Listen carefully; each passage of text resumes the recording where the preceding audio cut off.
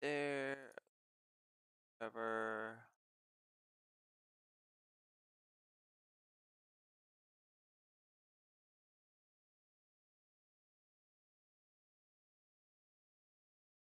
right?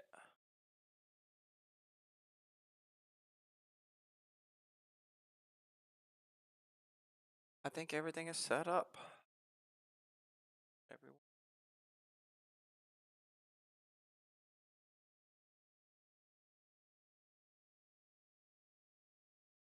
great.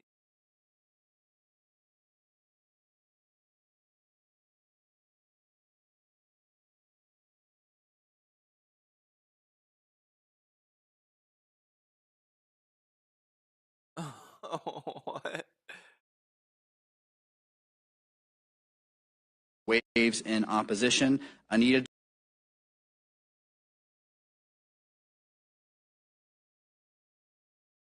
Why is there no? There we go.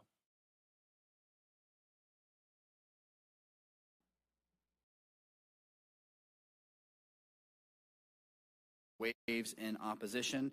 Anita Dick is an opponent. Waves in opposition. Holden Hiscock is also an opponent. He doesn't know. Waves in opposition. Anita Dick. He doesn't know.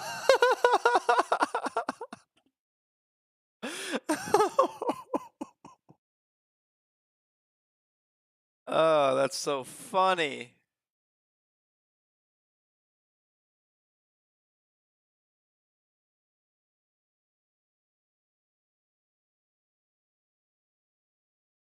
Oh my goodness. Okay, I'll be right back. I need to go get some water.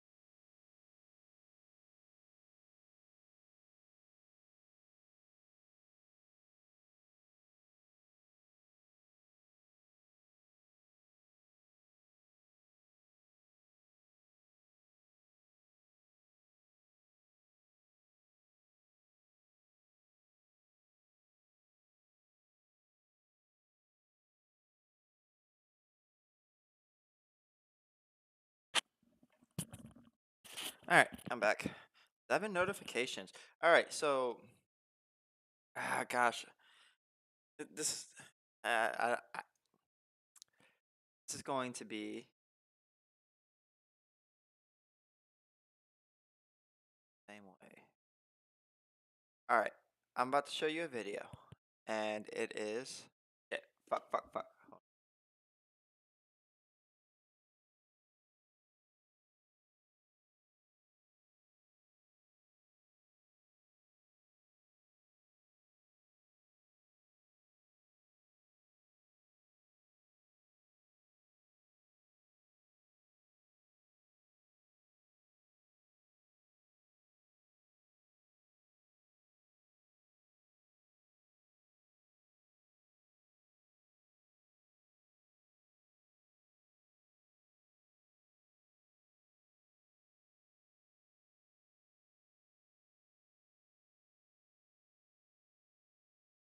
Oh, somebody must have joined my Discord. Okay. All right. Here's a video that conservatives are freaking out about right now. I first saw it on Libs of TikTok. It's of a drag queen kid dancing on stage, and yeah, we'll just watch it real quick.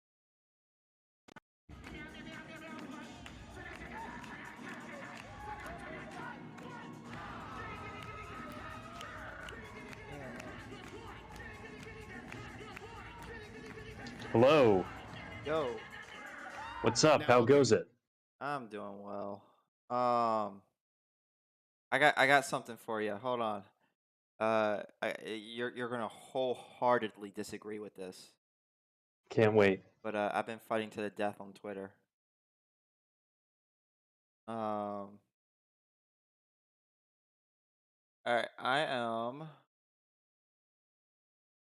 Yeah, okay. I gotta get used to having three. Crazy for Three screens? me. Yeah, I'm gonna DM it to you because I don't feel like hearing Brett talk about this. You bought three new monitors? No, I just had monitors that I've collected over my lifetime. Uh, Now I've got them all set up in one place because I got an apartment now. All right. So before you listen to that, I want you to know what my argument is. My argument is Right. that if you see that and you think about sex and you're like sexualizing that, then you're the one with the problem. Not Sure. so much like anything that the boy is doing or the adults in that video is doing. All right. Nice job poisoning the well, framing the argument. Yeah, Let me yeah. let me So, well, I read already these. know where your bias is gonna be, so I had to at least center it a This little is bit. you're just too fallacious to talk to. I think I have to leave the call. Is All right. I'll watch. What is this, like 45 seconds? Yeah, it's not long.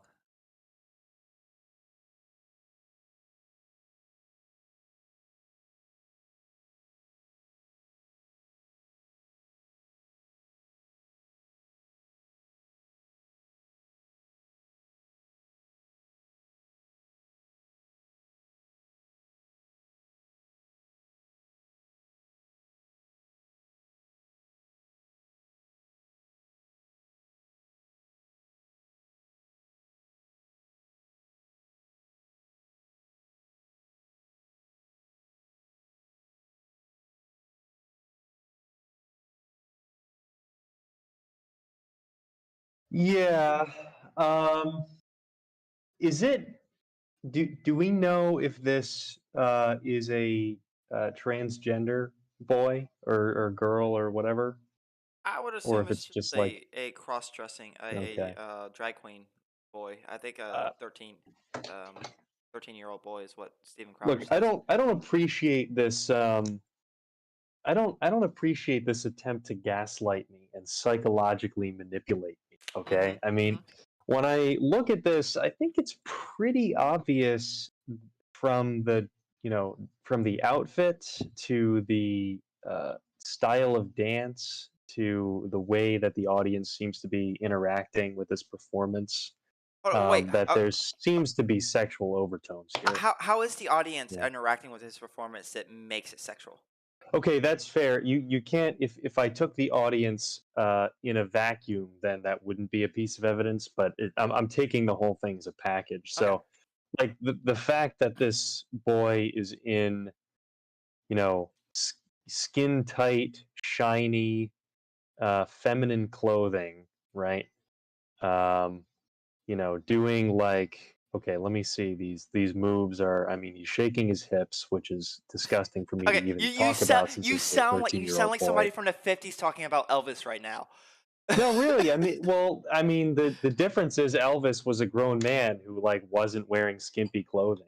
He But he was, also wasn't like performing sexual, and whatever. like you call these skimpy clothing. The only parts of his body is showing is his upper thighs, his arms, his back, Hmm. and his face, and like a part of his Yeah, but chest. it's the type of clothing is evocative of like basically like an exotic dancer, or like a feminine sort of figure that's meant to elicit, that's sort of meant to like be, you know what the fuck I'm talking about. Okay, I don't, I understand that you're that's the like one who should be having to prove your case to me. I mean, okay, you're the one making the outrageous claim that this isn't inappropriate. okay. So yeah, as I've already pointed out, Right. his clothes is very revealing, and he doesn't even if you can, there's parts of it where you can see up the skirt, and he's got shorts on. Yeah. So there's that. The you say these are sexualized dance moves, but there is not. I don't see any type moves that he does that's actually like putting focus on any sexual organ. He doesn't even really shake his butt. He's not twerking or anything like that, which some would argue isn't a sexual thing. Now, all But kidding aside, that's there's one horrible. part where he's getting up with his Mhm. with his legs spread a little bit at the end, and you can maybe argue that it's focusing on his butt, but he's not moving his butt. He's just getting up. So these moves aren't like focusing. Doesn't seem to be focusing on any sex organ. So it just doesn't seem like these just seems like dance moves to me. Yeah, going back and forth between 14 seconds and 16 seconds, like this really isn't a good look. 14, 16. Um, like just that motion, that position. Going from landing on your knee like that. Hold on. Landing Oh, and then wait, yeah, wait, okay, there we go. shaking your hair, spinning your hair like that's a sexual thing for to you? No, no, no. You know what I'm talking about. Yeah, so that's the part that I was talking about. That maybe you could make an Yeah, argument where he's getting up like that. yeah. Yeah, so I mean, maybe look, you could. do you? Okay, this is a little bit ridiculous Now, to all me. I kidding mean, aside, that's do you deny that? I mean, well, this is a 13-year-old boy cross-dressing, number one. Yeah. And my opinion is that cross-dressing is inherently evocative of sexual overtones. Well, you're I wrong mean, about that too, that's but okay. just obvious. Like that's just obviously what it is. I mean, maybe they don't do it for sexual pleasure, and the audience isn't watching for like the purpose of sexual pleasure as the main reason for like watching. But the concept of cross-dressing itself, wearing the clothing of the opposite sex, like that in and of itself is evocative of a sexual theme. And I don't think it's appropriate for a teenage boy to be doing. I mean, if you showed me this performance and it was like a 33-year-old man or like a 23-year-old man or something, I mean, that would be a different story, maybe. I would say like, okay, it's like vaguely suggestive, but I mean, whatever. It's an adult person. It's some kind of weird performance art or whatever. But this is like a young teenager, right? This is weird. So Hold on a second.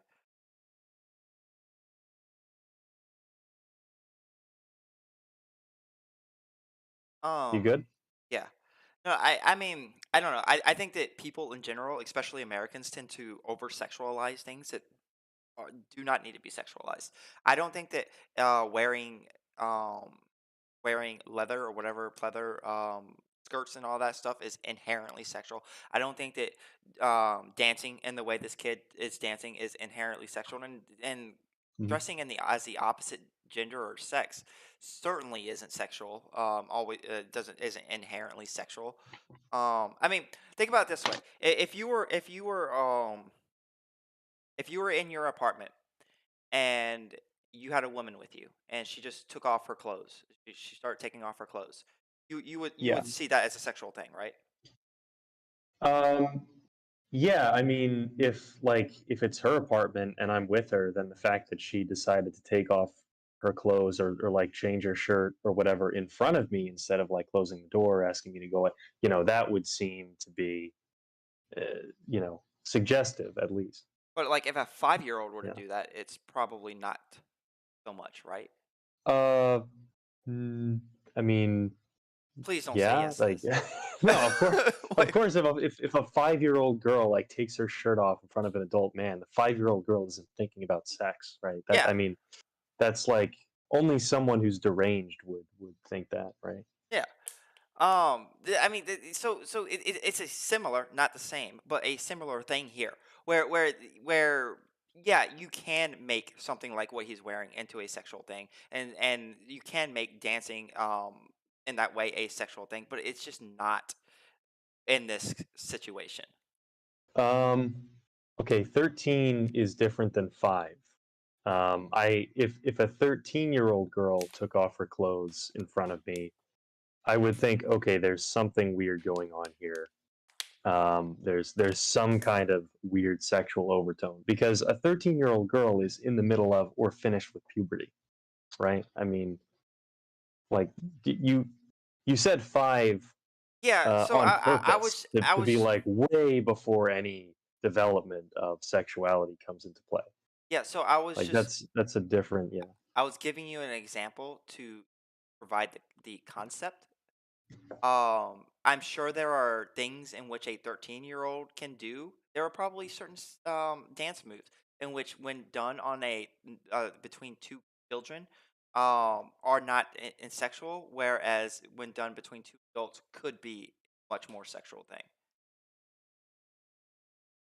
Um, okay, let me ask you this.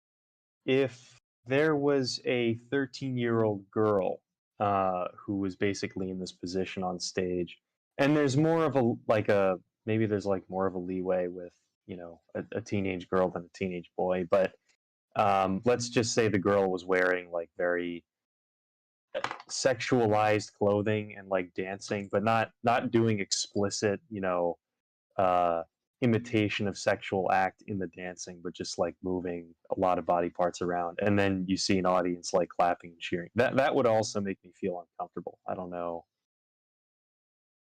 Yeah. what your thoughts on that are. Um.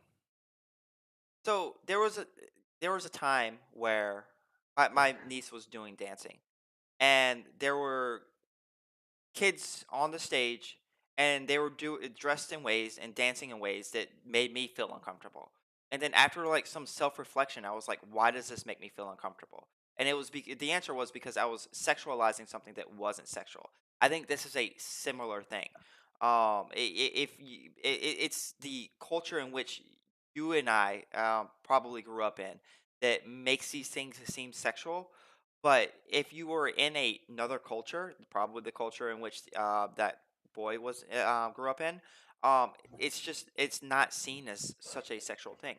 Twerking is a very similar thing. I ask my friends who are I ask my black friends about twerking, and they're like, no, that's not a sexual thing. But you ask white people if twerking is a sexual thing, they'll say yes, it is a sexual thing. Um, and I've just grown to my gosh, I've just grown to think it's weird when people see things like that and immediately think it's a sexual thing, especially when it's involving children. Um, I find it hard to believe that there's no sexual element of twerking. But even if that's the case, so you said before that the outfit that's being worn isn't necessarily sexual. The style of dancing isn't, and a couple of other things. But I think, I mean, if you're reasonable, then you should concede that when taken in isolation, various things might be innocuous, but when all put together, they form a complete or a more complete picture, and the meaning changes just simply because they're all together. Like, I don't think you can really deny that this outfit is suggestive of some types of sexual or fetish outfits. It's not the same thing, but it's kind of approaching that. I don't think that coupled with the fact that the boy is dancing on stage, coupled with the fact that the boy is cross dressed, coupled with the fact that the dancing is like very slightly suggestive. I mean, it creates a family of traits about this. It's not like you can't say in isolation, "Oh, the outfit's fine. This is fine. This is fine," and not realize that when you put it all together, there's a different picture that emerges. That's different from when you just look at each individual element of it in isolation. So I think that each individual element in isolation and it all putting all together in certain contexts certainly can be very sexually charged depending on what's going on. If I was alone with my girlfriend and she was doing something like that, it would probably be most likely a sexual thing. But if I was like at a talent show watching my girlfriend dance like that, it wouldn't be sexual at all. In my mind. Um, yeah, it can be, but I just don't think in this case it is. I don't think any of those audience members see this as sexual, and if maybe there's one or two who are actual pedophiles in there, Yeah. and I don't think that that boy is meaning for it to be sexual at all. I really just think it's very odd to try to turn it back around and say, oh, well, if you don't think, well, if you think this is some kind of sexually charged or thing that has sexual overtones, that's you that's, fucked up in the head, buddy. Like, really, this, I don't know if you're joshing me right now, to be honest, because this is pretty obviously vaguely inappropriate at the very least. Like, I don't really see how anybody can look at this and say, oh yeah, there's nothing going on here. I mean, it's obviously some kind of at least weird thing that's happening. So, in your mind, whoever got this boy onto this dancing, somebody had to teach him. You think that they were doing it because it was like a sexual thing to them? Like, is that what you think was happening there? I don't know if they were getting off on it, but um, you know, I can imagine the types of people who are attracted to this sort of things, to this sort of thing, and they're generally more sexual people. Like in general, like people who are more willing to express their sexuality and define themselves by their sexuality and so on. Like this, to 98% of people, this seems at least vaguely suggestive, if not, outright weird. I think you'd have to be in a very, very niche community of like a hyper progressive whatever to find this, not weird Yeah, I mean, in any way. Like by any standard, yeah. culture does have a lot to do with the way you would see this. I mean, like if you were in a Muslim culture, a woman showing her legs is very suggestive. It's culture does have a lot to do with it. Um, Okay, but there there are plenty of cultures around the world where women, having uncovered ankles is not as an overtly sexual thing. But there really are no, like maybe a couple cultures globally that last for a long time where boys dressing in adult women's fetish gear and dancing on stage is seen as a non-sexual thing. yeah, Like that's not common. Um, like I mean, in people sometimes make the argument that in ancient Greece, adult men would have sexual relations with basically teenage boys because it was like an apprentice master relationship, and that was just like one facet of it, and it wasn't really about sex. It was really about the development of the young boys, like whatever. But it was fucking about sex. Okay, like so yeah. um, anytime you see that in any culture, it's obviously about sex.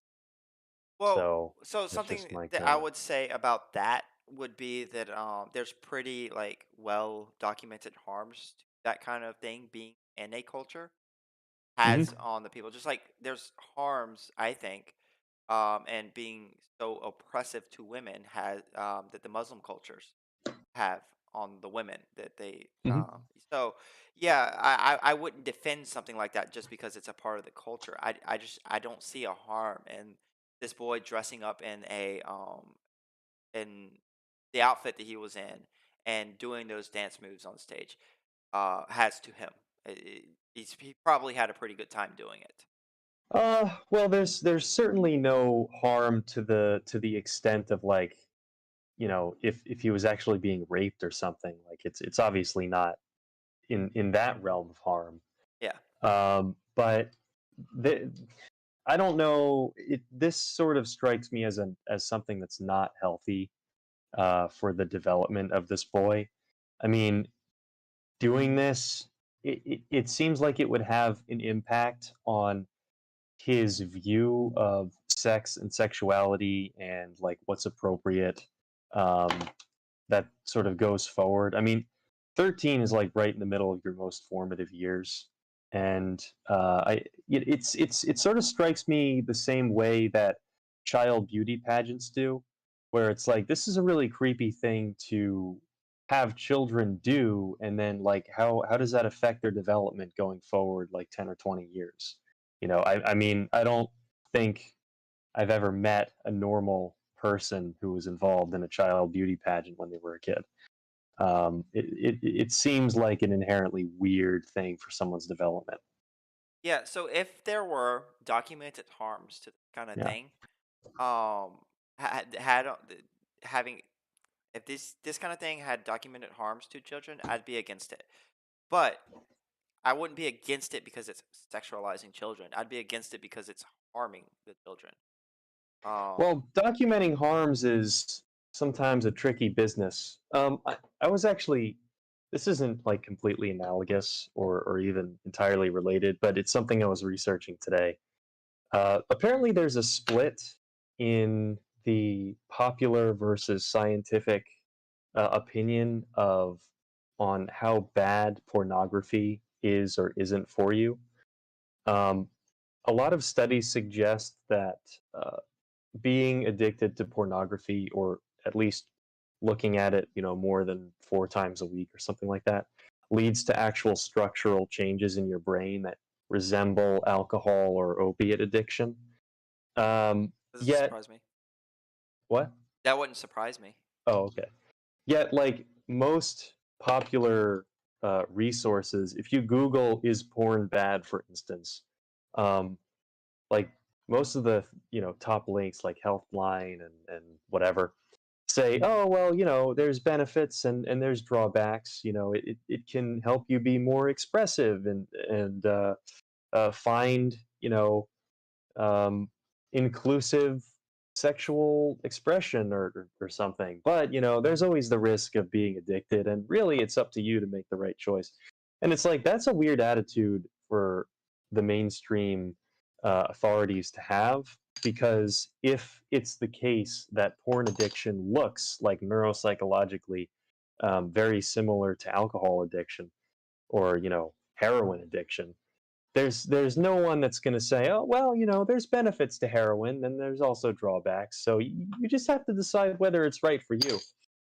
And I think where I'm heading with all this is, um, you can do like studies on if something's harmful, um, but sometimes what can happen is, you know there's harm that's being done that's like subclinical. As in, not a lot of people are actually in rehab for porn addiction, right? And not many people who are addicted to porn, would actually qualify for personality, you know, um, dysfunctions or disorders. Yet they might exhibit mild traits of like ADHD related to an impaired dopamine system because they're addicted to porn or something like that. So sometimes you wouldn't, notice the harm if it's minor enough. And I think like that sort of seems to be the case with things like this and child beauty pageants, where the kid will grow up to be a little bit weird, and if you meet them you go like, oh, that person, that's like a very attention seeking person or something, but they don't qualify as like having a narcissistic personality disorder as such. It's just that they're like on the upper limit of normal, um, or something like that. So it's kind of hard to like quantify harm in this way. And I think we as human beings have a pretty good idea of like what harm is. I mean, you're not going to do certain things when raising your children, not because they're not studied or they are studied, but because it's like you're just not going to put your kid in a child beauty pageant. Like if you're a normal, well functioning adult, like that's not going to lead to the best like development for the kid. I don't know. Um, Kind of went off on a tangent there, but Yeah, I do think you do you do you kind of get what I'm saying? um yeah, kind of. You pretty much saying that like we intuitively know what's going to be harmful and what isn't. And you also touched on a perceived perceived hypocrisy on like professionals when studying harms, because we don't treat Hmm. porn the same way as we do like alcohol addiction. Which may Right. be like that just may come down to an oversight on the professionals themselves. It may be the case that we should be treating porn addiction like alcohol addiction, especially since the physical attributes are changed in that way. However, I don't know that boys who get taught to dance in the way he was and who are cross dressing, I don't know what that's going to harm them in the future. Like it, maybe there's something, um, but like I don't think that I don't know. Like he had to have seen a specific style of dance and been like, I like that dance and that kind of dancing. I want to learn how to do stuff like that. In order to, unless there was some kind of parent in the background forcing him to learn these things and forcing him to cross dress. Like if that was the case, then yeah, absolutely, fuck that shit. That's harmful. But like if he chose to dress like that, if he chose to learn to dance like that, to put in the time and the that it would take to be able to do those moves or learn how to do those moves, um, then and he's having fun with it. I don't see the harm, and I think it's weird when people sexualize that kind of stuff. Mm. Yeah, but again, I think like you would have a more solid case if he wasn't cross-dressed, So it does especially, it and does come and down it's to the not. cross dressing. That's kind of the biggest element here, and it's not like he's wearing like a conservative outfit that's normally for women. Like this is obviously inspired by like a sexual thing. I mean, It's maybe. it's a spaghetti strap bra with like a shiny, almost skin tight like mini skirt or well, it's not a skirt, but But like I feel like with the boots and shit like that. Like there's you have to recognize that you've seen this type of clothing before, and it wasn't in a platonic context. well, I mean, I've seen that type of clothing at Walmart on 16-year-old girls. Like it's Yeah, actually well, that's another problem. yeah. I mean, it's and if an adult were to see a 16-year-old girl dressed like that and were to be like, "Oh my gosh, look at her. She's fucking hot. I want to fuck her." Then the adult would be the problem there, not the 16-year-old wearing that outfit. I mean, I Okay, guess, maybe but not 16 because some it, 16-year-olds do look like they're older, but maybe like yeah. a 14-year-old. So, and the other thing is like at 13, you're kind of barely reaching the point in your life where you're able to make responsible decisions for yourself, and can be said to that the decisions that you have made are like of your own volition totally. Like I don't think that when I was 13 I was actually making a bunch of my own decisions, to be honest. Like my parents were pretty much influencing everything still. um, so it's weird to frame this as, oh, the kid looked up some dance moves and he likes it and he's going to go and do it. This had to be adult approved in like a big way. And my question would be, okay, does this point to maybe the adults in his life aren't the best authority figures, if they're approving this kind of thing? Well, no, So I don't okay, so adult approved and adult pushing are two different things, right? know. Yeah, yeah. So I don't doubt that this was like approved by his parents. Otherwise, he wouldn't have been able to take the classes and shit for as long as it would take to learn those moves. Um, I admit that it's possible they could have pushed it. It's possible that his parents could also be really into dancing, and that's just where that came from. It's possible that his dad could be a cross dresser, and that's where that came from. I have no idea, Okay. but No, no. So no. Okay, okay. If there's like a middle-aged guy who's a cross-dresser and he has a son, and like he influences his son into cross-dressing, like that's unambiguously weird. Okay, that's not, you've crossed the line in your so sort of, yeah. if he were to push his son into cross dressing. But I would say the same thing for any parent pushing their kid doing something that they don't want to do. Period. So I would say the same thing for like a dad pushing their son into playing football when he doesn't, when all he wants to do is be in the school play or whatever. Okay, Um, it is more normal for a kid to play football than to cross dress. I Maybe I'm just too right wing, but I'm gonna I draw my line in the sand right I there and think you stand don't by. realize how big the world is and America and how many different how different people are. Okay. Um, like so I'm a bit hyperbolic when I say. Actually, I'm being incredibly hyperbolic when I say, oh, if you look at him and you say this is a sexual thing, then you're sexualizing this kid. While like I believe that, I don't think it's like a thing that people are doing because they like Mhm. kids. That's kind of where the hyperbole goes. Um, I just So think it's something I that don't think that's a good strategy for you, like in general. I mean, you know, even if you're trying to argue that this is okay, I don't think a good strategy for you is to say, "Oh, if you think this isn't okay, then you're the one well sexualizing the kid, buddy." Like on I Twitter think that's it's actually gonna, yeah. on Twitter it's a great strategy.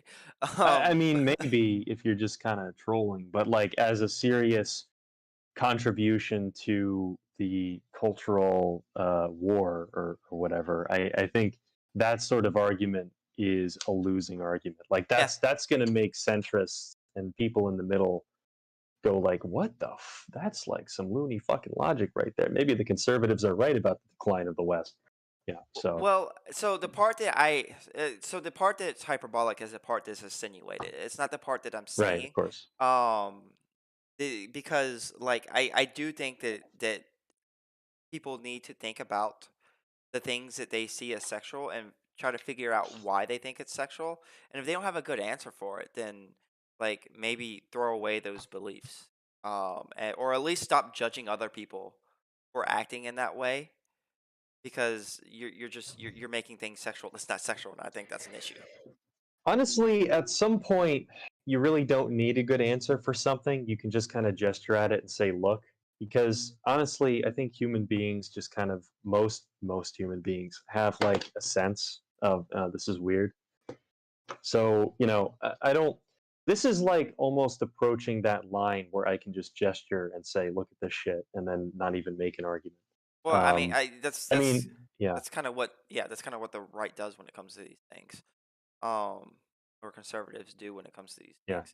But like as somebody who's like thought about these things, like I was forced to think about this when I was at my niece's dance recital, and I had conversations about these things with people that are from different walks of life from me, who were able to put these kind of things into perspective for me. And I don't know, I think people would be able to benefit from that kind of thing. And I guess what you're saying that like my hyperbole isn't useful because No, I don't think it's useful for like you. I could be that person putting it into perspective, but everyone's just gonna shut down as soon as I So let make me my own. ask. Let me ask. What could be different about this? Like, what would cross the line here? I think that if he was wearing outfits that kind of showed a dick bulge, that would probably be Okay. crossing the line. Um, or if he was wearing a thong that went up his ass, that would probably be crossing the line. And maybe moves of not just like moving your hips, but moving your hips in a way where you're basically humping something. I think that would probably be crossing the line. Um, I still Okay. struggle with twerking. I still struggle to convince myself that that's not a sexual thing. It feels sexual to me, but because you're putting a lot of focus on the butt, which is seems to be a sexual organ in my mind. But Hmm. I've had a lot of people tell me, or I've had some people that I have opinions I respect tell me that no, like it's just not a sexual thing, and and its origins aren't sexual. I honestly just kind of don't buy that. I mean, Well, its origins are from it's yeah, Africa. huh? The origins of twerking is from It's from an African dance. Sure. It was American producers that made it into a sexual thing.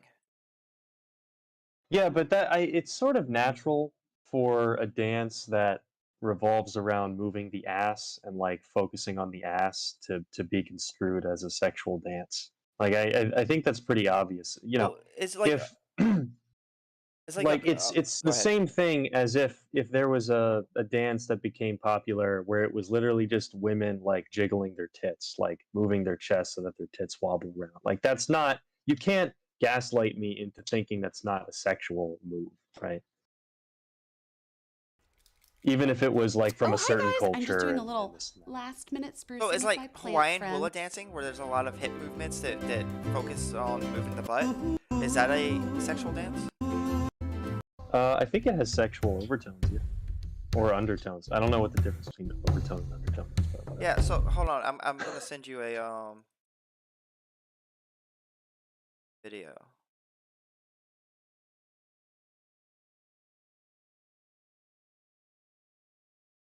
I mean, personally, I'm a boob man, not an ass man. But I'm a from the face way man. that like a lot of men who are ass men talk about asses, I'm trying to imagine one of them like watching, you know, twerking and thinking, oh, this I'm not even thinking about sex right now. Okay, Like, I so don't think that's happening. around 50 seconds, I think is a pretty good representation of what I'm talking about. 15 But yeah, seconds. no, Okay. 50. 50. Oh. So, but I'm glad you brought that up, because something else I want to bring up is I think that pretty much everything in this world can be sexualized by somebody in this world, and I don't think that we should be tailoring our culture and what is sexual and not sexual based off of the idea that somebody could find this sexual. And the reason I say Well, that okay. Go ahead. and the reason I say that is because I was when I was at one of the prisons, there was these guys working on the servers, like in the Hmm. server room, and I was talking to them, and they were like, "Oh yeah, we're just working on the cable," and I was like, "Oh, what are you doing?" It's like, we're taking away some channels." I'm like, "Oh, what channels?" He's like, and he started naming these kid channels like Nickelodeon and stuff, and I was like, "Why are you doing that?" And he's like, because the pedophiles were getting off on these kids cartoons. So, like, I mean, does that make Dora the Explorer a sexual thing? I don't think so. Well, okay, there's a difference between, you know, something that appeals to a niche group of fetishists like pedophiles or whatever. You know, maybe if there's a scene in a movie where like a guy is pissing on the side of a building because he's drunk, then I would imagine like piss fetishists would get aroused at that and think that it's Yeah. a sexual scene. But I'm talking about, you know, the entire population of straight males here. Like, you know, maybe if you're a straight female watching this hula dancing would be like, okay, whatever. I mean, they're dancing, and just because you're not focused on that, like that's not wired in your brain. But any straight male watching that would notice the females moving their body in a certain way and either consciously or subconsciously start thinking about sex. I I don't mean, know. if you're a That healthy male. that wasn't my Um, experience watching that clip. I don't know. I just didn't really? think I of. mean, not, you know, you can appreciate the art and the beauty of the dancing first, but it's somewhere underneath. Like Have that's you ever been obviously dancing? somewhere underneath. No, I'm terrible at dancing. Wait, what state do you live in, if you don't mind saying? Jersey. Damn, that's so far. Yeah. I was It's gonna say actually, wait. you and I need to I, go dancing, because maybe you'll see this whole thing in a whole different way. Like, 'cause you would probably say salsa dancing is pretty sexual, right? uh, I forget what salsa dancing is. I don't remember watching it. Is Uh, that's like the Mexican yeah, dance, right? it's a. I've I heard mean, salsa Latina music more than dance, salsa dancing. huh? I've heard salsa music more than seen salsa dancing. But if That's you can give me a good clip, I can appraise it.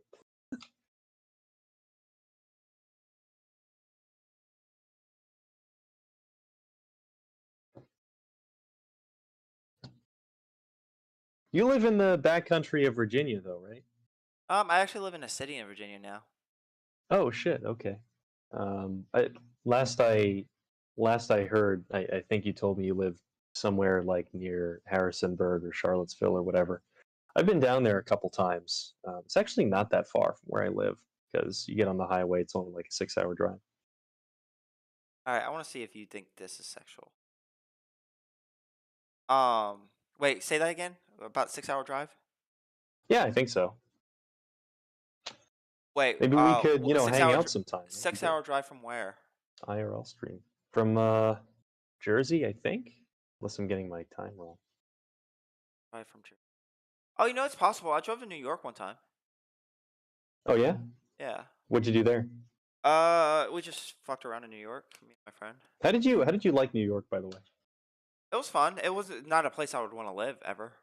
Okay, okay, interesting. But yeah, no, dude, I'd be down to hang out. And I have a place now, so you'd be able to stay here. That'd be cool. I don't.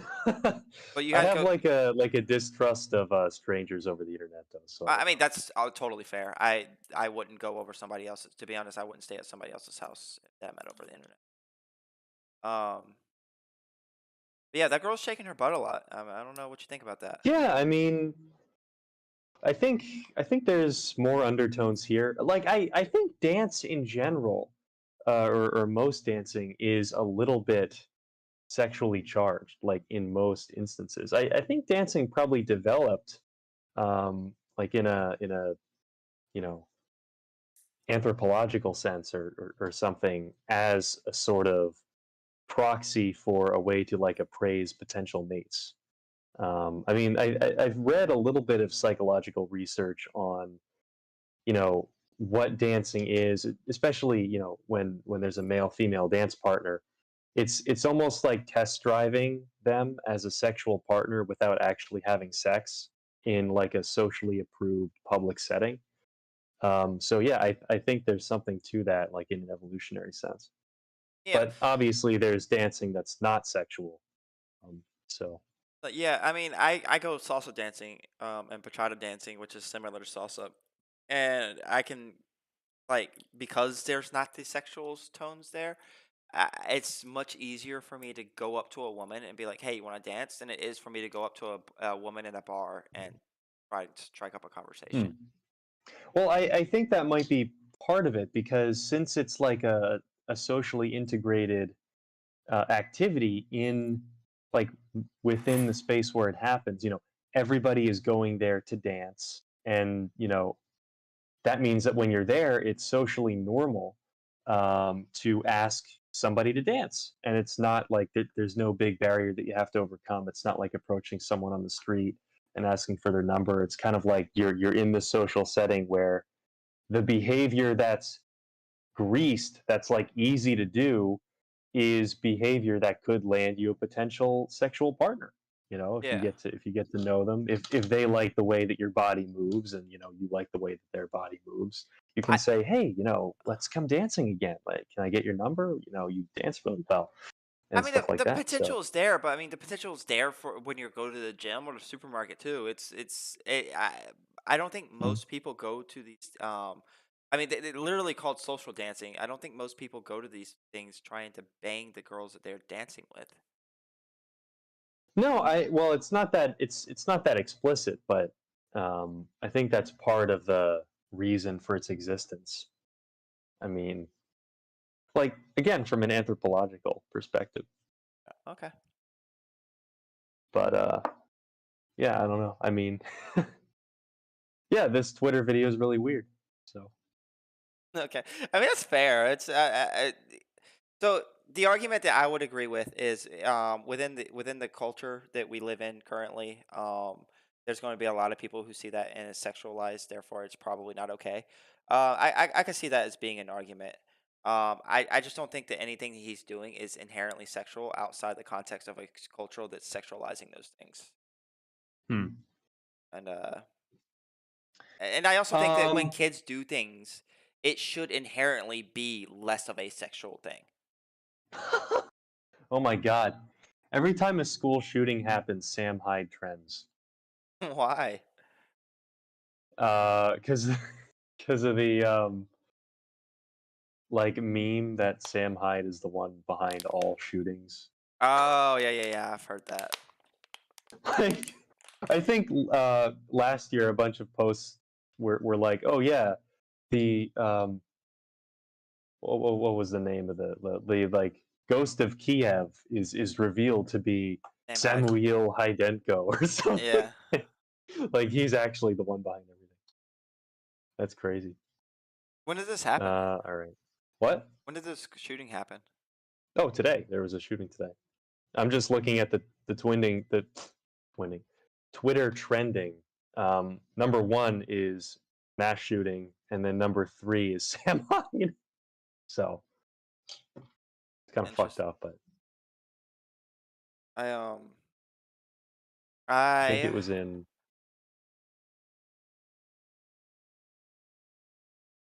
What's up? I just see a bunch of people saying, "Oh, well, the mainstream media is not going to talk about this because it's a trans person." I don't know anything about the situation. Is the shooter trans? Is that what happened? Yeah, I mean that's what I'm seeing on Twitter. I really don't know. Oh, okay.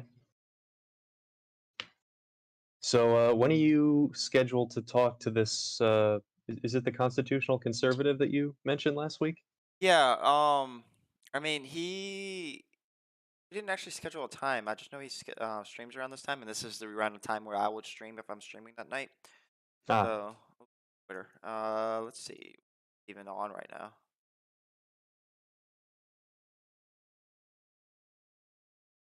Oh, I can't type tonight.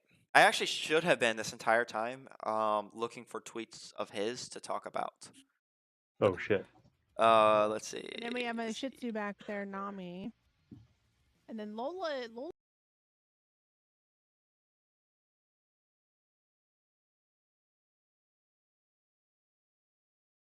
I don't think he's on. I don't really know how to Twitch though, so Well, I mean, did you go to his channel? yeah, I don't see where he's live anywhere, so I guess he's not on. Oh, okay. Interesting. He told me he'd be streaming night. Maybe he starts at 8. I don't know. I don't know. I don't know. I'm kind of looking forward to bringing up that gun conversation that we had last week to him. Ah, okay, okay. I guarantee you his response is going to be so the thing I'm going to say is so could you define well regulated in the context of the Second Amendment? And I'm hoping he says well trained is what they meant because that's what he said on Twitter. Um, and then I'm gonna be like, well, does that mean that the states can limit guns to only those who meet a certain training criteria? And he's gonna be like, well, there's that part about shall not be infringed, completely ignoring the very first part of the Second Amendment. I guarantee you that's the way Hmm. that conversation. But I could be wrong. I mean, making predictions is. Well, I'm excited to see what happens. Did you? Oh, I have a question, by the way. Uh huh. On your channel, I can't like. Did you delete or private most of your streams that you've done? Oh, I deleted a lot of them because they were coming Oh, up on okay. my upload section, and I didn't like the like you know how when you press the uploads, and I want only my videos that I edit to be there, and I You want like can a change it so that the streams only show up in the live section, and then your videos only show up in the upload section. no, I don't know how to do that, but You fucking deleted all the streams that I'm in. I'm sorry. Where did you need those? No, I'm just I'm Oh, just kidding around. I wanted to go back to one, and because I like remembered one of the arguments that I made, so I was going to go back and see what I actually said. But I have a um, copyright the strike. really, Yeah, didn't even notice that. the first thing I forgot is that I hate hearing the sound of my own voice, and then the second thing I forgot is that you deleted all your streams. Oh damn.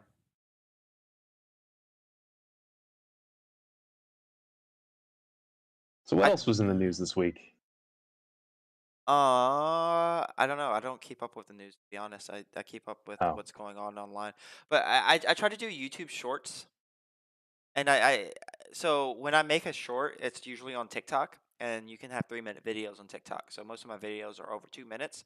On YouTube, they can only be 1 minute, and it's fucking annoying as hell. So I tried this part one, part two, part three thing, Part 1 got 652 views. Part 2 got 704 views.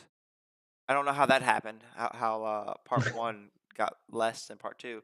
Part 3 got 4, Ah, which damn. shows me how interested the people actually were. The algorithm is weird that way. Certain stuff trends when it's like it's.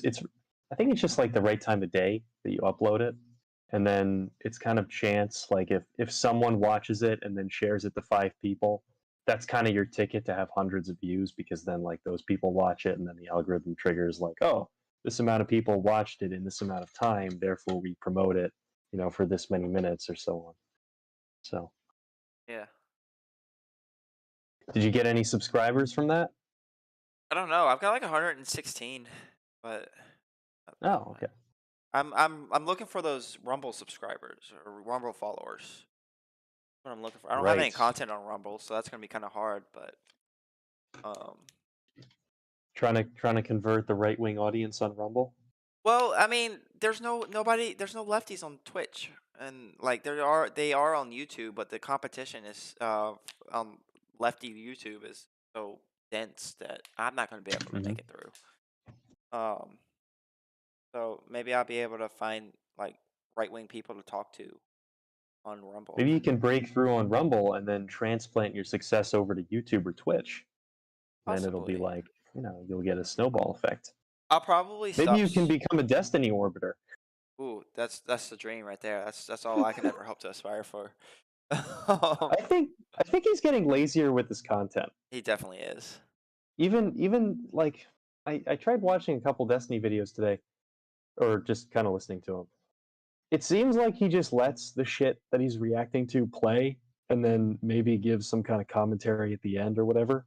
Yeah. He used to be on top of like pausing every minute and going on spiels and stuff like that, but it seems like he's just listening to it and playing his video game and not even contributing much. Yeah, that's definitely true. I like people have called him out on that, and he's like, "Well, what do you want me to do? Be like, oh no, this is wrong." No, an analysis of why it's wrong would be great. And if you don't know why it's wrong, maybe you can turn that into a research stream. Do some research, or maybe you'll do some research and find out it's right, and now you've got to change your opinion live on air. Yeah, But that doesn't he's getting a happen. little complacent in his success, I think. But it's funny how he surpassed Vaush. Like he fucking blasted past him in terms of views and stuff. Yeah, I mean, it's not surprising. I'm surprised about the success of Hassan. Yeah, I don't get that because he's like a retard. Yeah, I don't understand what people take from that. not entertaining. I don't find him to be entertaining. He comes off as very whiny. Yeah, he has that sort of inflection in his voice, where it's like he's whining about everything. Do you notice that in his videos that he uploads, whoever edits them, he uses so many filler words that like every sentence that he says in the edited videos is cut like 7 times. Like there's 7 jump cuts and he just edits. Because on stream he's like, so anyway, what Yeah, I was thinking, and then like someone just edits out all the ums and likes. And it's like 8 jump cuts per sentence. It's yeah, crazy. yeah. It's like whiplash. So, I don't understand why he's so popular. It's very weird. Maybe he got a bunch of money from his uncle. Probably. I mean, he got. So one thing he did do that was funny, even though I probably shouldn't find it funny because it's kind of harassment. Was his Tommy Lahren videos where he'd Look, there I go again. I'm catching the Hassan. Maybe I'll become popular by saying the entire time. You just gotta post videos where you edit it out. Yeah, It true, takes true, like true. 50 hours to edit a single video. But he would react to a Tommy Lahren video, and then he'd be like, "Tommy, you never answered my DMs. What's going on? We're meant to be together." So the way he would go about it was funny to me, but I guess it was harassment. So The most based thing that he ever did was when he said that stuff on stream about how America deserved 9/11 and shit like that. And then Shank had him go on the Young Turks to do an apology, and Jank was like, he was like, so, what you said, it was kind of inflammatory. I mean, what do you think about what you said? And he's like, yeah, well, I still believe it. And Shank's like, wait, but I mean, maybe you should apologize for offending so many people with that. And he's like, no, I don't think I will. Like he refused. It was so funny. But it's not because he's like a person who holds strong convictions. It's just because he's an idiot and he didn't realize he was supposed to apologize. Yeah. But that's like the only funny thing. I used to watch the Young Turks. I'm not proud of it, but What's your opinion on the recent Anna Kasparian drama? the anti-trans stuff that she's doing.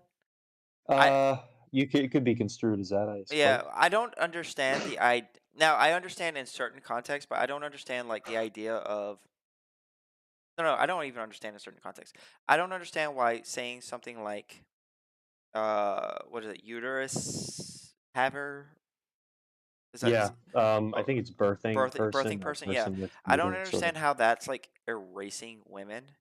Like you can still call women women.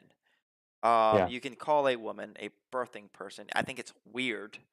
But like that in it of call it like somebody calling you a birthing person or whatever the other one is about the uterus, isn't like erasing your womanhood. I think that's a bad argument. It may not be erasing her womanhood, but I think it's weird. Like I kind of understand the idea of if you use the term vagina haver, it's like wait, there's a word for that. It's called woman. Like, why is woman being disconnected from vagina? Like when that's been, and there's people also who are like classical feminists or whatever who were like pro-abortion rights and stuff, and they've been campaigning for decades on the basis of women's rights and women's connection to abortion and how it represents their freedom and whatever. And it's like they're looking at it and saying, well, wait, they're taking the wind out of our sails here because we're like a women's movement, and that's how we framed this whole thing for decades. And now it's like, oh, if you're a vagina haver who owns a uterus and you're a birthing person, it's like, okay. I mean, obviously that's not me because I'm not a feminist or advocating for abortion rights or anything, but Yeah. I can at least like it's kind of passively funny to see that happening. I guess I don't know. Yeah, it's definitely interesting. I don't know. It's like I don't think that the existence of trans men makes stuff like abortion not a woman's issue. Because it is a woman's issue, but it's also a trans men issue. Mm-hmm. And that's, Something that's seems that simple. interesting about that specifically is usually trans women are the ones catching flack, just kind of in general. Yeah. Like they're used as the example for almost everything. Yeah, Because for sure. well, I think it's pretty self-explanatory why, like with the sports issue, a trans man in a men's league is not a threat to the top performing men. Yeah. But a trans woman in a women's league certainly is in a lot of cases, and so on and so on. Yeah. So yeah, like men are just inherently less threatened, like in general. So I don't think any man would really care if there's like a trans man in a men's only space because they're like, okay, whatever. This is not even. I don't care about this. But But like like when it comes to having the a man in a woman's only space, that's a little bit more significant, just Yep. in general. when it comes to the abortion issue specifically, people making a big deal about that and transgenderism, like conflating the two. Hmm. That's a trans men issue though. That's like because trans women aren't having babies. No, yeah, that's Yeah. that's what I'm saying. It's so what what I understand is the reaction of a trans woman in a women's only space and the reaction of a trans man Yeah. in a men's only space. But what's interesting is when you put a trans man in a woman's only space, and apparently that's sort of upsetting to a certain subset of feminists in this case. Yeah. I mean, there's lots of trans men. Well, I think for a proportion, there's a proportionally high amount of trans men in prison. Um, than general population, and there are women who are very uncomfortable being housed with trans men. Yeah. Um, Hmm. and it's not even Does like it? Does it? I mean, I would imagine that's more of a problem if they're on hormones and stuff. yeah, yeah. Yeah. That's what I Okay. was gonna say. It's not even so much. Some of them are just bigoted, but like most of the time, it's just like yeah. Whenever they take their shot, they get so aggressive, and I can't be in my room while dealing with that. And it's like oh yeah, that makes sense. Yeah. That's So fair. that's I think part of the reason why trans men fly under the social radar more, except when they're being, housed in like women's spaces and stuff, is because it's very easy to view trans men just as men. Like I think to the majority of people, if they know what they're talking about, the phrase "trans men are men" is like less problematic to most people than "trans women are women," just because of the biological reality that transitioning from female to male is way easier than transitioning from male to female. Yeah, that's some Mhm. inconsistent fuck shit, and I don't like it. So why do you think it's inconsistent? Well, I mean, if you're saying that trans men can be men, then you're recognizing the social aspect of gender, and you should apply the same type of social construction to gender going the other way, because there's no real reason why you wouldn't. Well, And yeah, consider there are trans reasons. women women. I mean, the reasons are that it's more. Um, well, I mean, just the fact that trans women don't pass as well as trans men.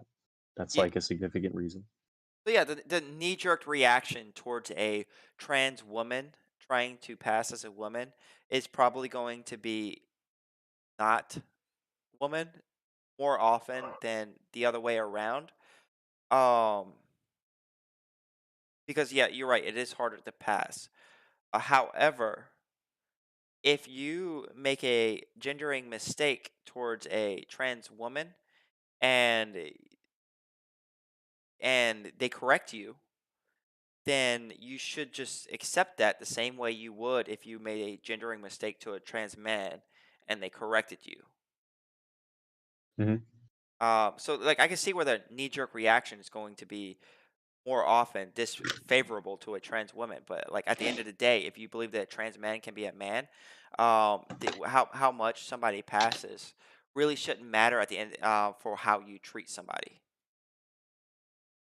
Um, you can say that in an aspirational sense, but I think it will matter for people, Yeah, uh, yeah, and and that's that's what that's that's what what the I trans movement is tend trying to to look like. at. That's what the trans movement is Yeah, trying to, in some cases, poorly trying to, um, you know, turn around. yeah. It's kind of unfortunate actually. Like, I mean, I'm sure you know about natal development of like males, and it's a common saying that well, we were all female in the womb until we grew a dick or whatever, which isn't strictly true, but it's like kind of true in that like development kind of goes from female to male for most like things. So like if you have a if you have basically trans people, like the Adam's apple grows with testosterone, but it doesn't shrink with estrogen. Body hair will appear with testosterone, but it won't go away if you take the testosterone away. You can get male pattern baldness, and then the hair won't grow back if you reduce the testosterone again. Like a lot of these things only go in one direction, and the direction is generally from female to male features. And that's really unfortunate for trans women, but it is what it is. Have you seen this conspiracy that that Pennsylvania congressperson is actually they changed him out. But Fetterman, yeah, Fetterman. Oh They shit. the people are claiming that he died and they replaced him with a lookalike. Let me see. Let me see the evidence. All right, hold Because on. Fetterman is someone who you really, I mean, it's really hard to find a lookalike for that guy because he looks like the human version of Shrek. Um, All right, copy link.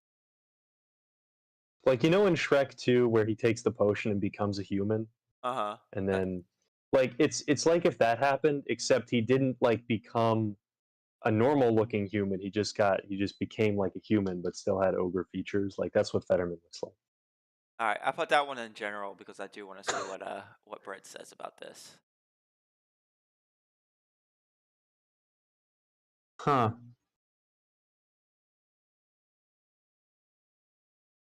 Oh. Yeah, I don't know what to think of this.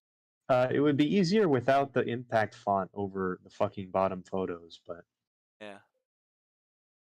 the head seems to be smaller. The nose shape is slightly different. It like is one a recent? Is it proven that the that one of them is like a more recent photo or what? Oh, I haven't looked into it. Huh.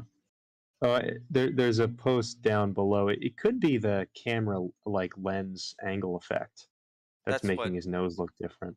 what everyone's with sense is saying. I think. Yeah, but he definitely looks better in the right side picture than the left, I think. Yeah. Yeah, I don't know. I mean, everything Is looks this just skinnier. the only tweet, or is this like a widespread I saw it. conspiracy? I saw it a few days ago also. So Ah, it's probably something that spread around a little bit.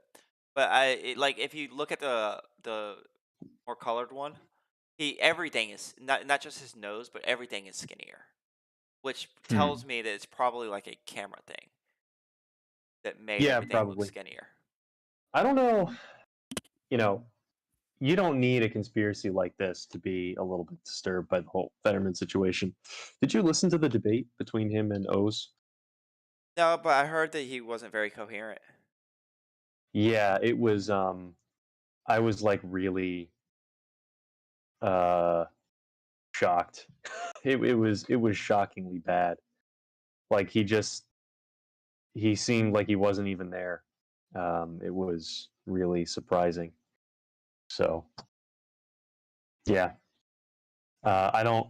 It came out a little bit ago that he can't read properly, and when people are speaking to him, he apparently says that human speech sounds like the adults in Charlie Brown, where it's like wah wah wah. Um, like his brain is significantly damaged from the stroke that he had. So, you know, Yeah. That's probably true. I wouldn't be surprised strokes do that. You find it disturbing because he still got in office regardless. yeah, I find it disturbing that he's one of the 100 senators who are like the most powerful people in the country. I If he mean, was just a House rep, I would be like, okay, well, I mean, that's not that bad, but he's a yeah. senator. I mean, the alternative wasn't much better, I suppose. I guess, yeah, that is At disturbing. least he's a coherent human being who's a medical doctor. I mean, I think a couple of Oz's takes are a little bit weird, but he's kind of a Trump guy, isn't he? Oh, I mean, yeah. Uh, Yeah. I like how the conservatives are talking about this shooting so much more. Like, it's not just thoughts and prayers. They're not even offering thoughts and prayers to the victims anymore, because it's a trans person who did it. Actually, Supposedly. during that right before that election, I saw some stuff online where some conservatives were like, "I'm gonna vote for Fetterman because I'll never vote for a Muslim," which is kind of fucked up. Talking But about Dr. whatever. Oz? Yeah, Oz is a Muslim? yeah. His name is Mehmet Oz. Oh, He's Turkish. I didn't know that. Yeah. Um, Yeah, so I don't really know what specifically Dr. Oz advocated for, but just Mm. in general, I think that the right's COVID policies were kind of dangerous. I think Hmm. that their environmental stances are not only dangerous but incredibly dumb, and not and just complete denial of like science. Same with No, yeah, COVID. yeah. I think that their immigration stances are harmful to both our us and the immigrant who would come in here. And that's one thing I don't like about Biden is that he's not like fulfilling his promises on immigration, and he's actually gone backwards from where he began. Um, Based Biden. yeah, yeah, I'm sure you would. Did you see the tweet where he was like, Republicans are going to compromise our border security? My administration will make sure that the border protection is funded. It That's was some like, fuck huh? shit. Did I walk? That, Is it April 1st today? that's Did yeah, I that's walk into opposite land? that's really disappointing to me that he said that. And it's just kind of funny, but yeah, I Um, didn't actually vote last election. I don't know if I told you that. oh, you didn't?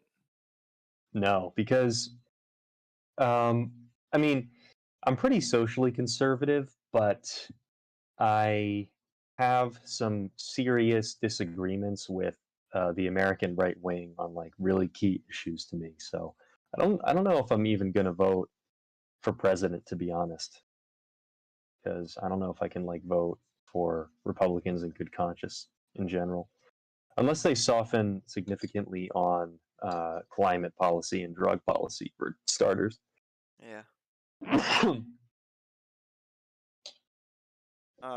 Because Um, I'm big into global warming is 100% real and 100% a big problem, and we should do something about it yesterday. yeah. Well, Al So, Gore promised us a fabulous world where there is no winter in Virginia, and I'm looking forward to that shit. Drill, baby, drill. That's all I gotta say. oh yeah, there's no winter in New Jersey. What are you talking about? We Hmm. didn't get any snow. Really? That's crazy. We didn't get any snow this year. We There's didn't either. zero. Well, there was snow. It just didn't Accumulate. accumulate. Like the ground was always too warm, My poor niece. She which was is fucking so crazy. like when she saw it snowing and like realized what temperature it was. She was so sad. Well, snow days don't even exist anymore because of Zoom. Really? Like yeah. So I mean, my brother was in high school last year, I think, or 2 years ago, or whatever, and there was a massive snowstorm. I think in 2021, where we got like a foot and a half of snow, and the town didn't lose power, so the school's just like, all right, well, we're just going to do Zoom classes because we've been doing that because of COVID anyway, so we're just going to go back to that for like 2 days or whatever. So yeah, snow days don't exist anymore. Damn. Post COVID world. This is literally 1984. You think? I mean, um. what the hell? So because my niece didn't get any snow days, she gets like these extra days that were built into the schedule. So she gets like a random Wednesday off here and there. That's funny. Yeah. I remember that actually. They used to. So for some reason, back when I was in middle school, which was probably like 2012, 2013, maybe 2014, there were a couple years where we got a lot of snow up here, like multiple big snowstorms that dropped like a foot each or something like that. And the school administration every year would put a little bit more like snow day contingency days into the calendar, like so that in April and May we would get free days off if there were no snow days, just so that they wouldn't have to add any more onto the end of the year, right? Yeah. And they ran out of days like every time and had to add on to the end, which which was crazy. But Yeah. like 10 years later, we're getting no snow, which is really disturbing. Yep. My dad used to talk about how when he was young, and my dad basically grew up in the same area that I did, like there would be massive snowstorms every week or every month. There would be like a foot and a half of snow. If there's a foot and a half of snow now, it's an anomalous event. It's like next we're waiting for the zombies to come out or something. Yeah. So yeah, um, I think it's going to get less and less reasonable for Republicans to deny that global warming is happening. I think like climate policy is on the way out. It's just not tenable anymore. Yeah. I What do you sure think? hope so. Um, I don't know because I do not see Republicans and the Republican base actually advocating for it or like climate policies. They're still pretty they may Yeah, not be but like mhm. railing against it anymore as much, but they're still pretty they're not talking about it and they're not treating it with the urgency that it deserves. And when gas prices go up, they're still calling for more drilling. True. I think that we have seen a big change in the last 10 years, even, where Republicans used to be more on the, oh, it's just this doesn't exist. We got to drill for more oil and all this crap. It seems like it's getting less and less. Like they've gone quiet on the issue more than reversed course, but Yeah. I think they're trying to distract from it a little bit. In 10 years, I think they're going to have to relent and start advocating for something. My best hope is Republicans start advocating for nuclear power. Yeah. And then it becomes like a partisan thing where the Dems are on board with subsidizing solar and wind and everything, and like you know, Can and we then the just Republicans are pro nuclear. can we Yeah. just do all So three? I, Like I think I mean yes, but because of the politically charged environment, if the Republicans they can't agree with the Democrats, so they're obviously going to have to take like some kind of divergent stance, and the yeah. Dems respond. That's just the media environment we live in. So I'm looking at this tweet right now. It says, if not for Twitter, we would have no clue the shooter was trans. And it's showing mainstream media headlines. Live updates: 3 children, 3 staff killed by heavily armed female shooter at Nashville Christian School. 6 are dead in Nashville. Let's revisit how much the Tennessee GOP loves guns. The 3 students killed in Nashville's shootings were all 9 years old. Police say Nashville school shooter updates: 3 kids, 3 staffs killed. I don't like the second one that I read. Because you're turning this tragedy. Like, let's review how the GOP loves guns. Let's just like that's kind of dumb. But the other 3, it's Mhm. like they're focusing on like really important details of the case, and you're complaining they aren't focusing on fact or the potential fact that this person was trans, and like they're not even like converted trans. They're like apparently non-binary. Oh yeah, okay. Well, that's obviously going to be a sticking point for the right to, because I would imagine that any left winger would not want to put a spotlight on this story because then they would, you know, in the public eye, it would connect being non-binary or being trans to mental illness and violence and so on. So if you're on the left, I could see wanting to distract from that element of the story. And then if you're on the right, you obviously want to exploit the left's distraction from the element. Yeah. Well, was it was it a big focal point in other school shootings? Like, I'm sure the sex or gender of the person was mentioned. Like 29-year-old male or whatever. Hmm. But yeah, I don't even they I don't think the mainstream media usually focuses on gender. They usually focus on the sex of the person when they're talking about school shootings. Right. So that's just like Um, a general thing. I mean, even this one said armed female.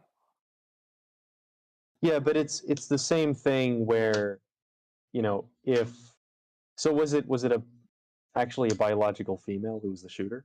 Yeah, Because that would I actually believe be so. interesting. Because yeah, okay, almost no shootings are committed by women or biological females. and that's kind of an interesting thing. That is true. But That is true. it's the same. It's kind of it's. I'm just saying it's like the same thing. If there's a leftist who does a mass shooting, then the same kind of thing happens where people on the left want to kind of shy away from talking about it, and people on the right want to exploit it.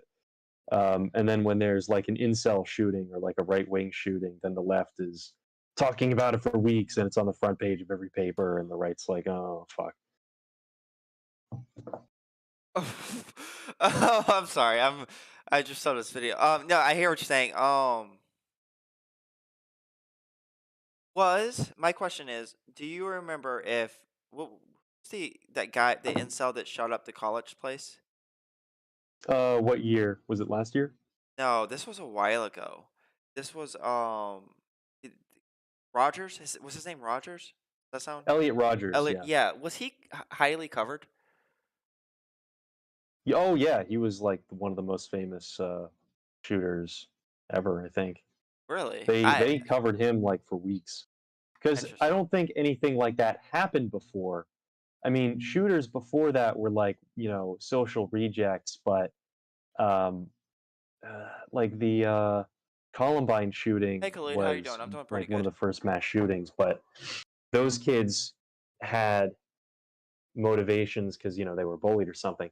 But like Elliot Rogers, I think was the first shooting motivated by, basically, oh yeah, I can't get women, and I'm like a reject in this way, and that's why I'm gonna do this because I'm gonna get revenge against women. So it was kind of really shocking back when it happened. So it was highly covered by the mainstream media. Yeah. Oh, okay. Oh, look at that video I just posted. It's crazy. That's what I was laughing at earlier.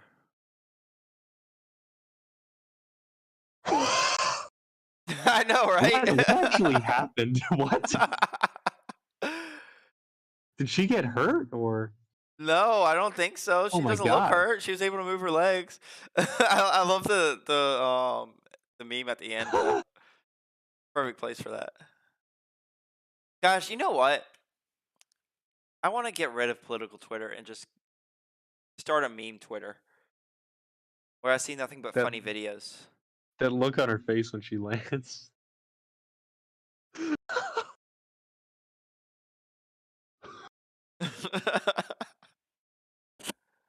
That's insane.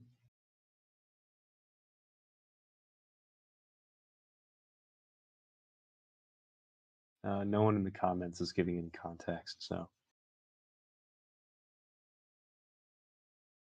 All right, whatever. So you know what my first Rumble video is going to be? Go ahead.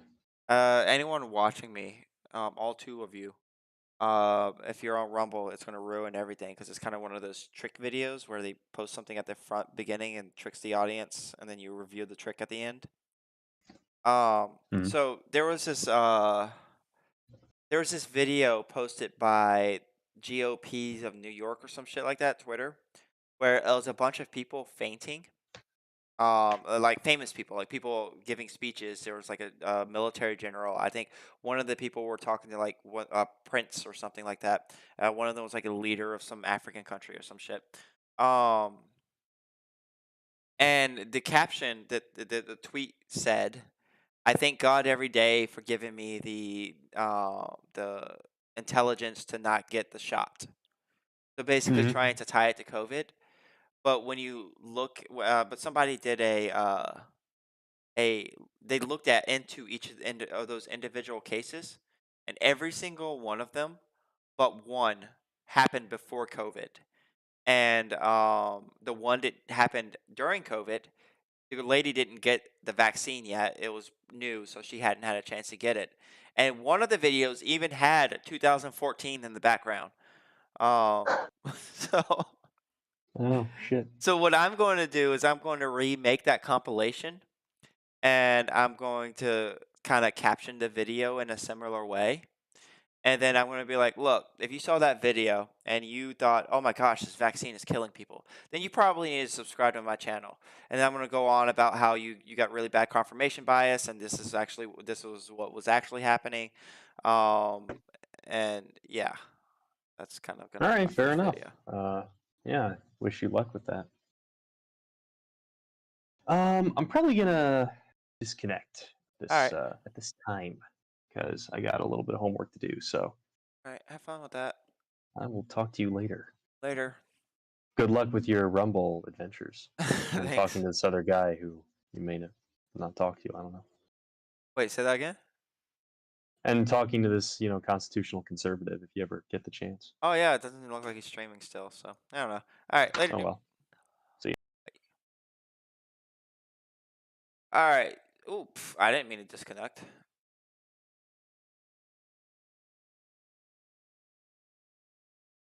All right. If he doesn't start streaming it and like, if he doesn't start streaming in 30 minutes, I guess I'm gonna get off. Yeah, he's offline. Damn it.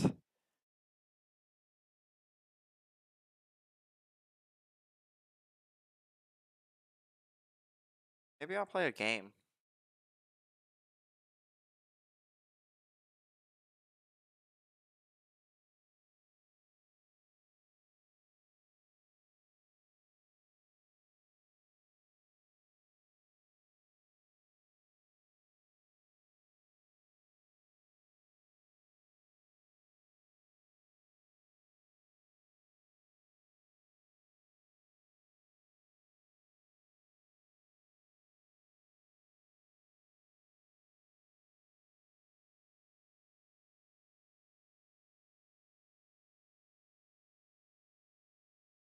That's fucked shit. That's some fuck shit, though. This shooting is fucking tragic. Killing 3 children, 3 staff members, somebody's kids, somebody's parent.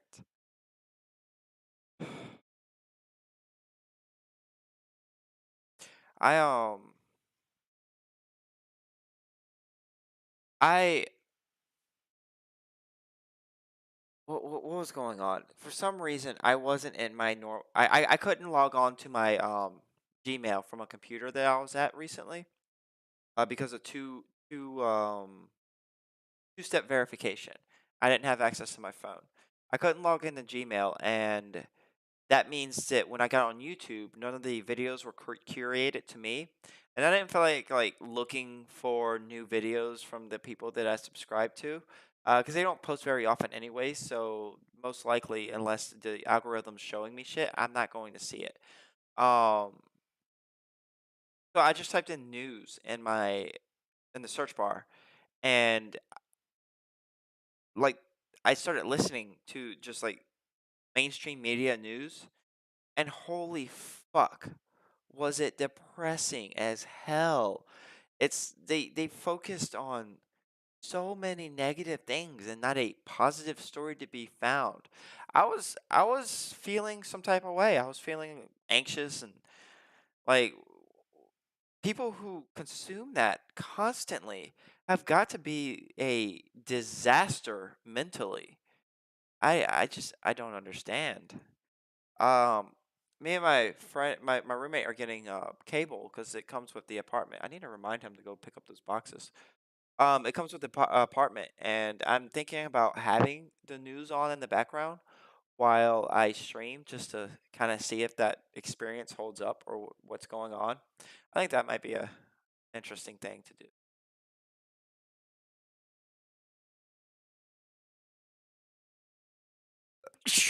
Oh man. All right, I'm gonna go get a bowl of ice cream. I will be back.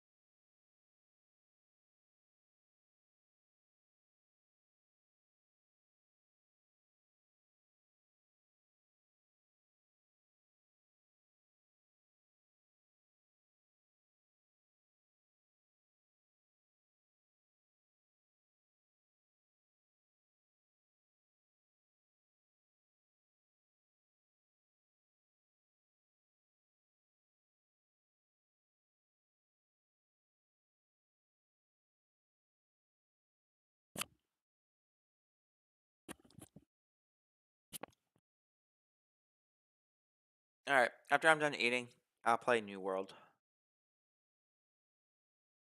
Let's see if there's anything happening on any of these channels that I'm a part of. Alexa.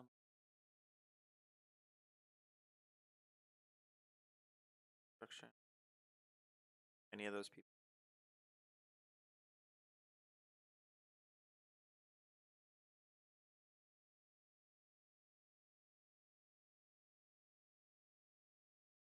I wonder if Drone Tech still stream. I think he got his shit nuked.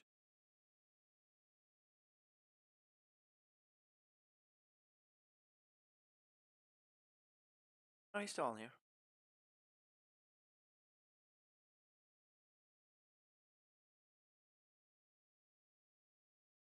Do you love getting high, but smoking hurts your lungs? I've got you covered. You need to.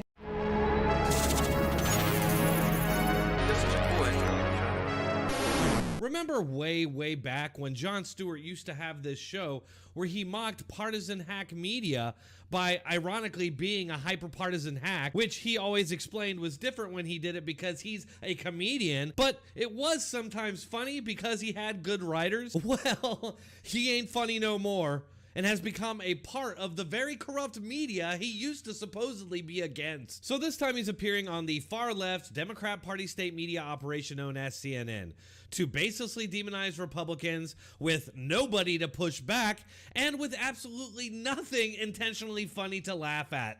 After I show you this free coin offer from Noble Gold. Noble Gold Investments has made it their mission to stay on top of the most important and third large means more investments. It's hire.com to learn more. And make sure to let them know Drone Tech sent you. You can't go wrong with Noble Gold Investments. And remember, there's always risk in investment, and there are no guarantees of any kind. So nowadays, when you watch Republicans campaign against Democrats, they don't campaign much on what they used to, which was, the Democrats were big spenders or whatever, what. No. It's all about critical race theory. Sure. And it's all this cancel culture stuff. Yes. No. The biggest problem. Why does it work, and what should Democrats do? Are they falling for a bait in doing this? What are you talking about? And talking about these issues? I mean, I don't know if they're falling for a bait, but I mean, I think, Hey, Hunter. again, Oh, I swear I heard my roommate coming out. I don't even think half of the Republicans that do it even mean it. You, Stewart.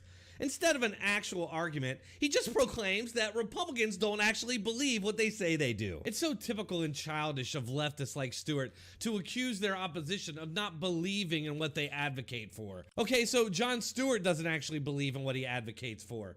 If both sides just do this, you get absolutely nowhere. It's a cheap tactic, which he can get away with because they purposely didn't put anybody else on the show that could push back against Stewart's bullshit. So let's hear it, Drone Tech. When you watch Republicans campaign against Democrats, they don't campaign much on what they used to, which was, the Democrats were big spenders or whatever, what. It's all about critical race theory. Sure. And it's all this cancel culture stuff. Yes. Look, I'm not a Republican lapdog over here, but they do campaign on many issues, including Biden's failure in Afghanistan, the economy, the supply chain, the border, his inability to handle Russia and China. I wonder what the solutions are to those things.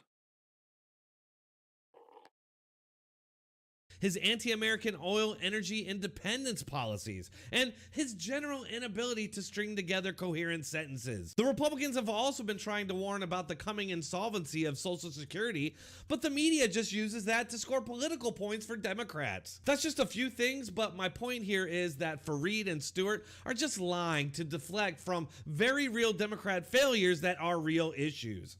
If you don't have ideas on governing, what do? You fearmonger about a nebulous white conspiracy to hold everyone else down. You scare people with prophecies of climate doom.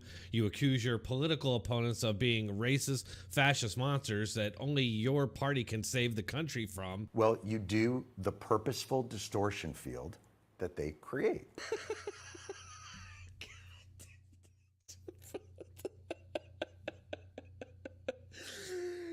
The fabric of reality must be fraying due to the sheer density of the irony here. Jon Stewart, on CNN to shill for government control by his party on a propaganda show where no opposing views are allowed. Stewart and Fareed are quite literally acting as a distortion field against opposition to CRT, which Fareed just admitted is working. But it And by works, the way- right? Because it's emotional. Does it work? I don't Who's know. the president? Well, but I mean, it doesn't necessarily work. It gets people upset. It gets them angry. It makes them fearful about threats and hyperbole. And thus, the problem with white people. Hold on. I'm just gonna stop for a second and pose. I'll say that he's white. All right.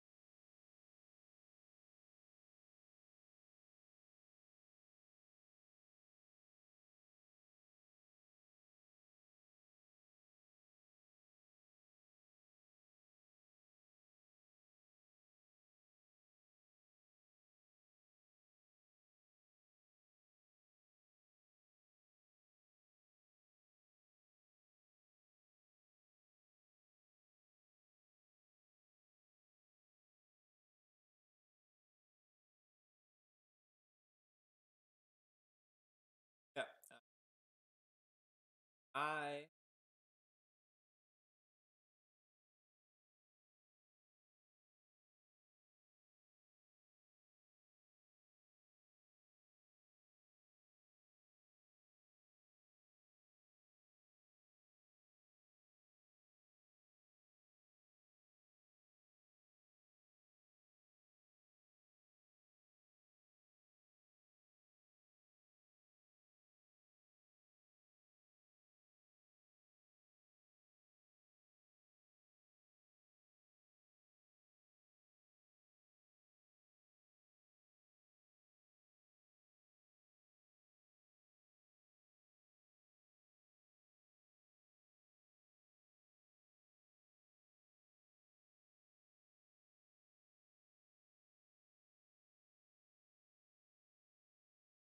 Hey, real quick. I'm streaming.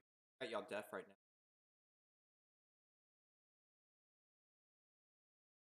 Okay, cool. I'll leave.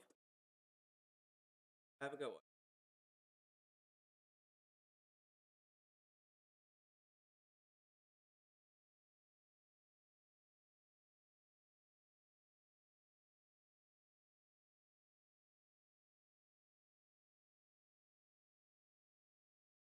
I guess.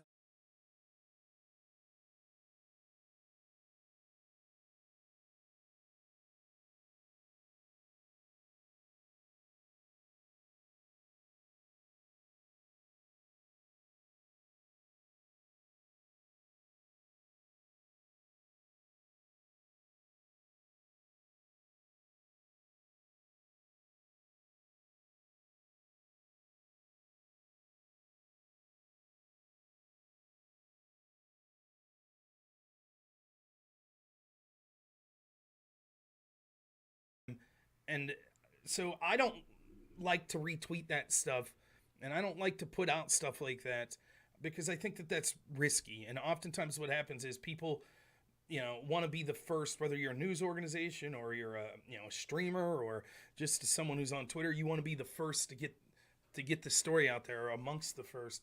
And what happens is you end up could put someone's info out there that's not responsible, and that could be bad. So that's what I had to say about that. What's up, Weeb Trash? I didn't jump on that. I think that that's risky. What's up, Alice? In this case, it ended up seemingly being correct. Now, let me start by saying this. These things are always fluid, so more information could always come to light.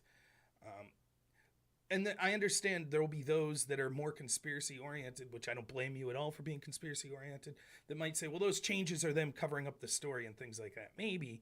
But there's also just problems of people reporting things, even legacy news outlets, mainstream media outlets, jumping the gun and reporting stuff. You know, if you need an example of it, go back and look at the Covington situation, right? Where it looked like a clear-cut case from the video that was put out initially until you saw the greater video and saw what was going on. Now, obviously, people died here, and you know, and I'm not saying that that's not what occurred, but what I'm saying is sometimes more information comes out, and it's, you know, it kind of changes how you would view the story. So generally, as a rule of thumb, I don't talk about these things, and I always, for a couple days, and I always, even when you do talk, you open yourself to more information. And I think this should be the standard that all of us have to an extent.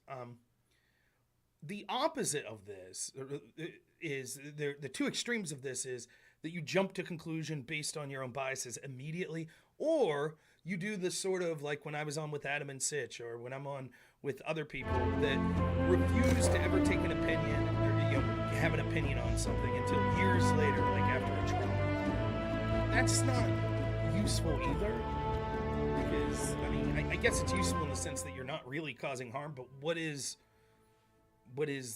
that's just an appeal to authority. You would see it if you watched the debate I did Friday. It was the same sort of thing. The two people that were defending the indictment of Trump were like, well, we don't know any of the facts of the case, but we just trust the system, so we'll just listen to them. And so when you point out problems with prosecutions in the past of Trump and Trump-connected people, and problems with specifically the Stormy Daniel case and things like that, and other cases of campaign finance that didn't rise to this level with Hillary's team, Obama's team, etc., they're just like, no, we trust the system. Yeah, we'll just wait for them to tell us what's the case. That's not useful either. The issue is that I agree, Diablo. Yeah, not blindly. The mainstream the media is probably not good. They're terrible. But like, They're there aren't propagandists. They many don't hold options truth to for the power. average They person to actually know what's withhold the going on, truth for the except for powerful. with That's their like job. what they would call the mainstream They're media, propagandists. legacy media, They only or report like on the people things who that are they have investigating to, these things. because it's just public knowledge. But they spin it in a way that's beneficial to them and their side, and then they'll bury it, ignore it, or spin it in a way that's good for them. That's what they do. It's one of the reasons that social media is so important. For example, we would have probably never know that the whole Biden bombed ISIS-K story in Afghanistan, if it was up to the mainstream media, we would have never found out that that was actually Biden bombing children and an ally of the United States that helped as an interpreter, right?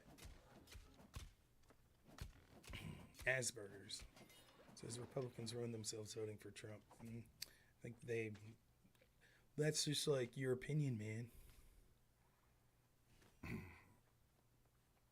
Okay, Asperger's. Enjoy yourself. Got him. Just so you know, I'm not putting up with trolls today, so it didn't ban Asperger's or anything, but I can't see his post anymore, so have fun, Asperger's. So, that's sort of, that's definitely true of the media.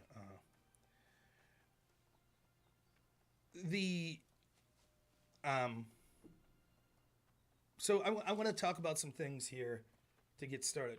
The stream that I had planned before I was ill today, and maybe we'll get into this, is how violence is so acceptable on the left now. And the reason is because it's beneficial for the establishment. The real people, the real establishment people that are in charge of our institutions, corporate America, the media, the intel agencies, our politicians, academia, the entertainment industry, the tech world, and more, they don't really give a shit about right versus left. They don't really care.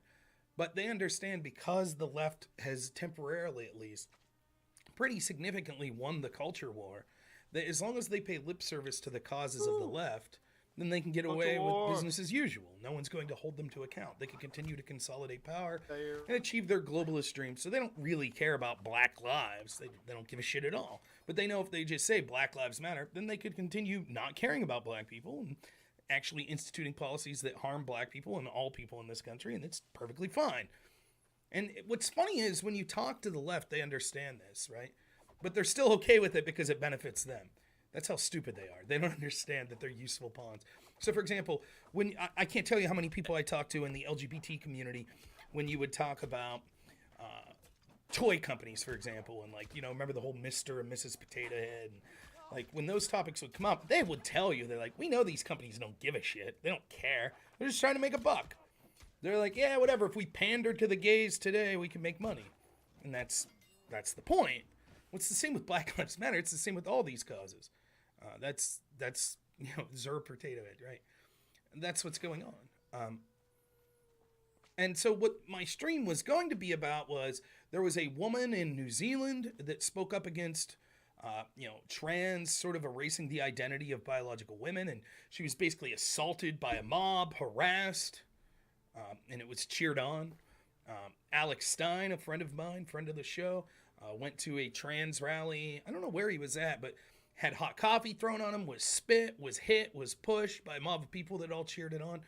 And this was reminiscent of things that you've seen going back before Trump got elected, even when you saw at Berkeley when Milo Yiannopoulos tried to speak there, and there was a riot where they were beating, left-wingers were beating people that were trying to attend to see Milo.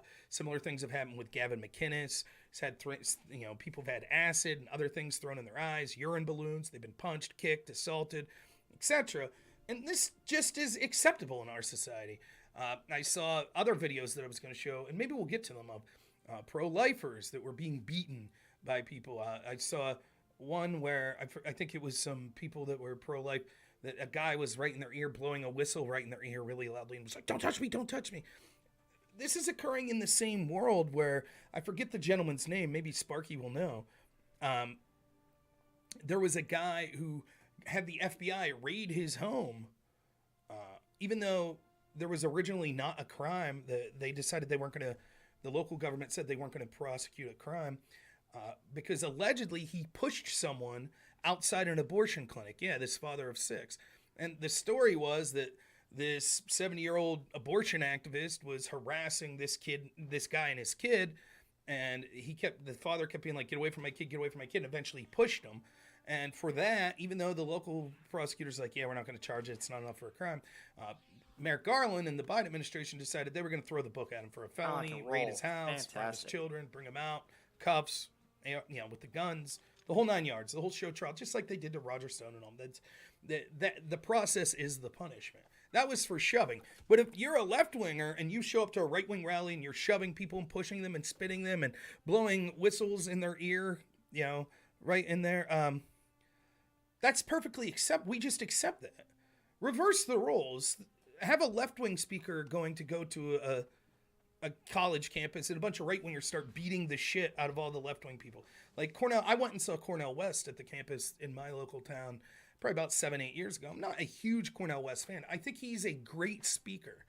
I don't really agree with a lot of his opinions, but I went and saw, and I didn't heckle, and I tried to stand up and ask a question, but they didn't get to me.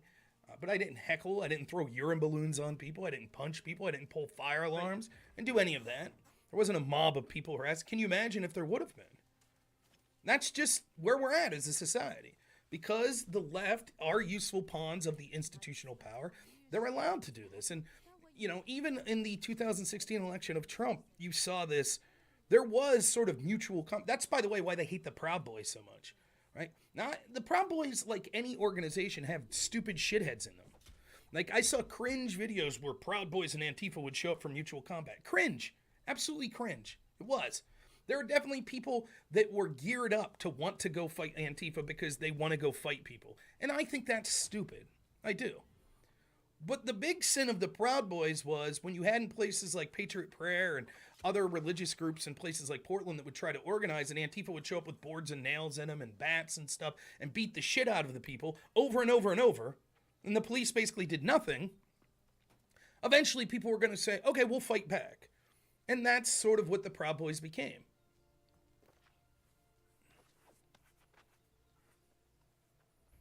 Yeah, the Rand Paul staffer. Yeah, I didn't see that. It's crazy. Yeah, I agree, Ross. We'll talk about Vosh. That's what we're going to get to here. So that was the idea for the stream, that this shit's commonplace. And it's one of the things that's unfortunate. You know, a good friend of mine, Drone Tech, I put on Twitter, You know, I was like, look, do what you want. I'm not telling people what to do. But if they arrest Trump and you show up for a protest in a blue city, they will try to find a reason to lock you up for years. They will. Even if you're peaceful. Just ask the January 6 people.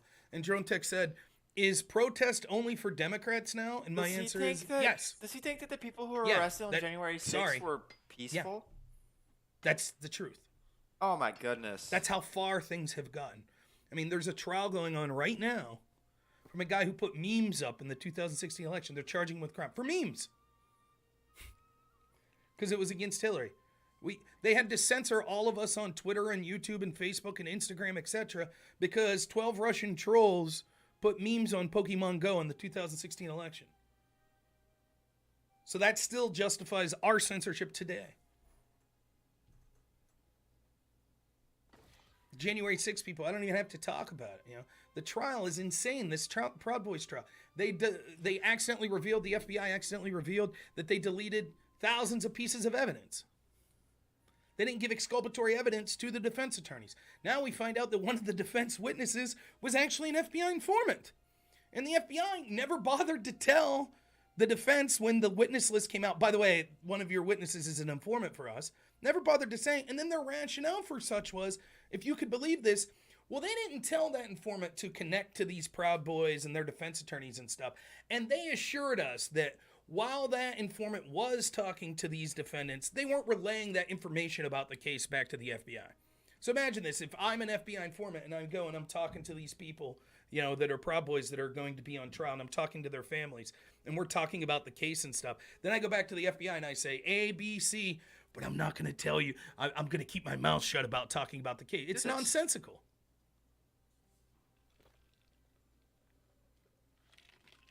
How the fuck do I split this stack so I don't have to throw all of them Feel away? free to go protest, man. When you're locked up for 2 years, I'll think of you. I don't know what else to say. I have a kid. That's what the January 6 people said. Don't seed the battlefield. How does it help? Is there any amount of protesting that you could go do in inner city Philly about the arrest of Donald Trump that's going to have any effect whatsoever? I'll wait. Go for it. I'm not telling you not to do it. I'm telling you I'm not doing it. But feel free. And then when they use some some Ray Epps type figure encourages someone to commit an act of violence, and then they use you being locked up as reason to censor other people that are out there showing people how corrupt it is. I don't know what to say, but tell it to black people during civil rights. Hey, go for it. I'm not telling you. You go ahead. You go right ahead.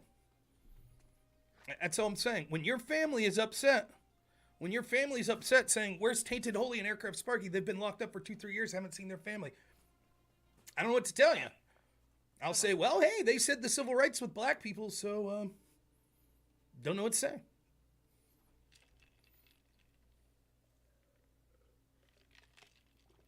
Good luck. Won't be me. They're going to use you as a reason to further put their boot down. So there's far more effective things you could do other than going to downtown DC or downtown Philly and protesting. You want to protest in your right-wing neighborhood? Go have at her. But I'm telling you, if you walk into one of these blue cities, that's what's going to happen.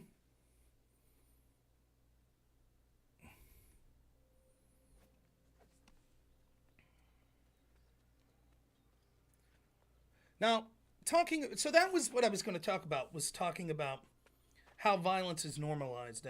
Then we had, you remember when Antifa was just an idea, and that idea, just an idea, it shot a police officer in Atlanta, and then it used firebombs to attack a police installation, and the police had to retreat. Remember that? And like 20 were charged with terror, but it was just an idea. Remember we talked about that a couple weeks ago?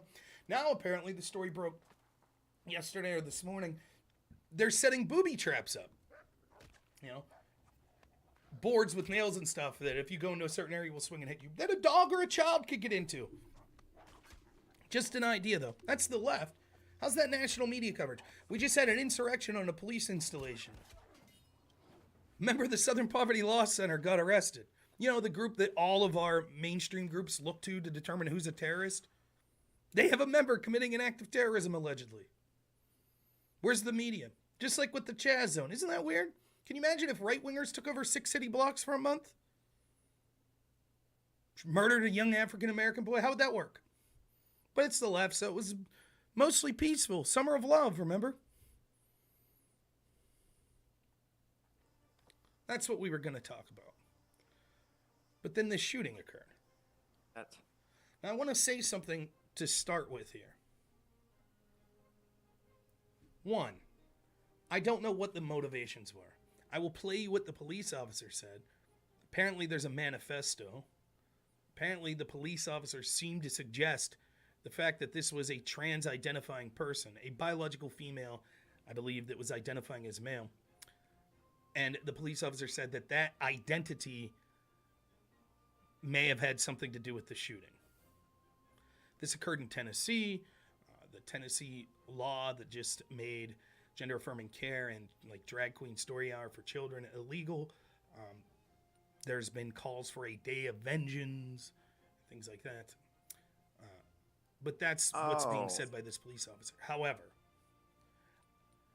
I have not read the manifesto. I don't know what the circumstances are. There could be much more to the story. But I will say, given the police officer saying that there's a manifesto, that the identity, the gender identity, seems to have something to do with it, I think the speculation is understandable and fair. Yeah, the manifesto probably won't be released, I agree.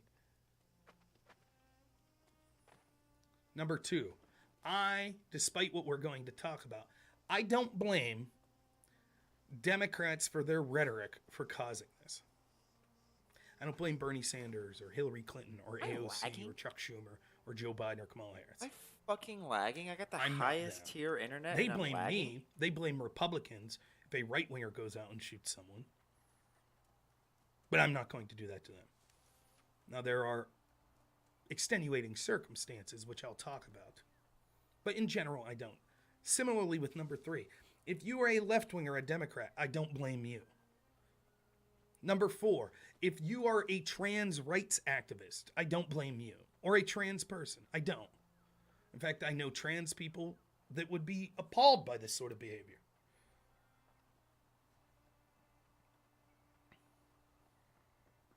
If you're someone that's debated me and you've said that my takes on trans issues are dog shit and you're trans and you think that trans people are being harmed significantly and you think that there's no competitive advantage to biological males that identify as female competing in female athletics, and I don't blame you. I'm not saying that your argument caused this. I'm not saying that. Even if the manifesto says I did this because I'm trans and because this Tennessee law and because these Christians are evil, I still don't blame them. Now I know what's going to happen. I'm going to continue talking about stochastic terrorism. And I'm going to have a bunch of people, lefties, that are going to say this. They're going to say, oh, here you are. You don't like it when the right wing gets blamed, when there's a right winger that shoots, but here you are blaming the left. I'm telling you right now, that's not what I'm doing. For example, remember there was a guy in Texas who shot up a Walmart or something, and he had a manifesto. And the manifesto was very similar to the Christchurch shooter in New Zealand's manifesto. In fact, he cited that manifesto as an inspiration.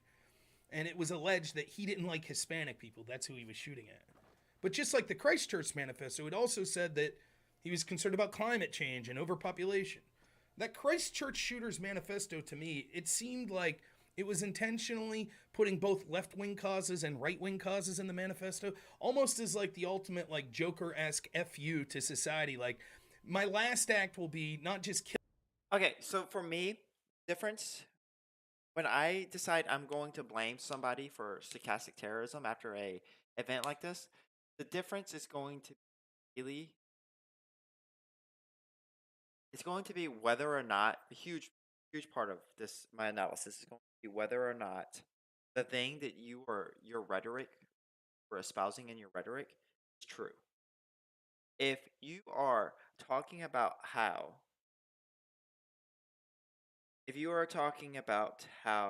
Tennessee is enacting anti-trans laws, and that is the truth, and somebody goes out and shoots up a public space because Tennessee is enacting anti-trans laws, I do not blame the person talking about the anti-trans laws in Tennessee for that person shooting up a public place. Those laws. However, if you were doing something like saying that Tennessee is rounding up trans people and putting them in concentration camps, and that's not true, and somebody shoots up a public space and cites that as the reason, then you are absolutely responsible for that person shooting up the public space. Right. Thank you, BlizzTix and the Real J. Thank you on Rumble. Appreciate y'all being there. Yeah. Maybe some of the, we'll say 60. Maybe some of those are doubles. Even a small number like that, I feel that I have some amount of responsibility to be ethical in sort of the information that I'm sharing. I talk about issues of massive corruption in the United States. I believe every word I say. I might be wrong, but I believe it. I don't think I'm wrong. I think I usually crush people in debates, just like Friday, and anytime we talk about this corruption. But I believe it. I'm not bad faith. But I also understand that with giving dire information like that, that it's probably ethical of me to tell people, like, this doesn't mean you engage in violence. Not morally and not strategically. It's a big mistake to do so. It's terrible.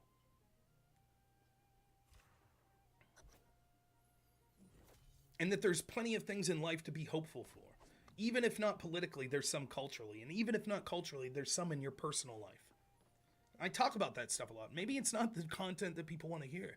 But I feel like I don't want people leaving my show and being miserable. I don't. So I try, I don't try to be black-pilled. I'm not trying to say, like, it's happening, we're all going to be rounded up, and blah, blah, blah. So the people that are out there talking about a trans genocide occurring, even though I'm not directly blaming them for this shooting, you have to be careful. You have to be careful with how you talk. It's the same with people that talk about systemic racism.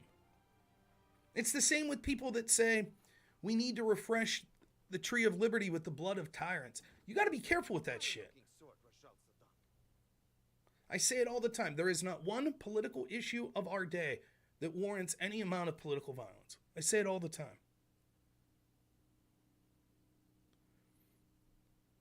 But when you had people out there constantly saying it's a trans genocide, it's a trans genocide, it's a trans genocide, what happens if people, unhinged people, hear that enough? And I'm sorry.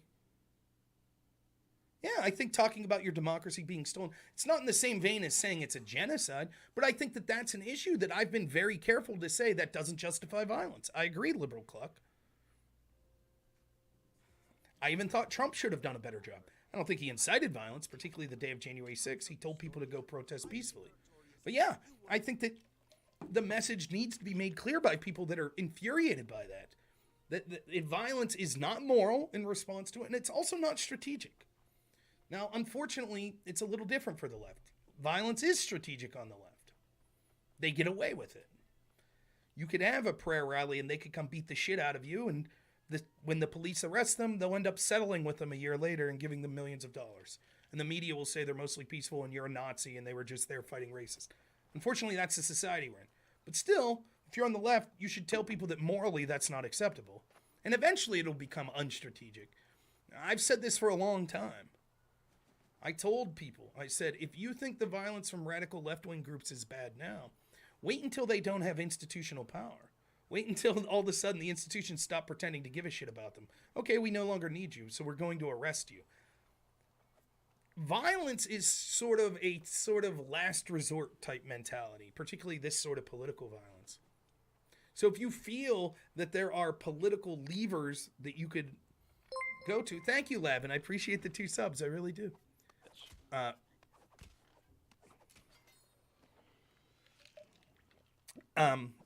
Then you're less likely to commit violence. Like, for example, if you're a Hillary Clinton voter or a Barack Obama voter, why would you resort to violence?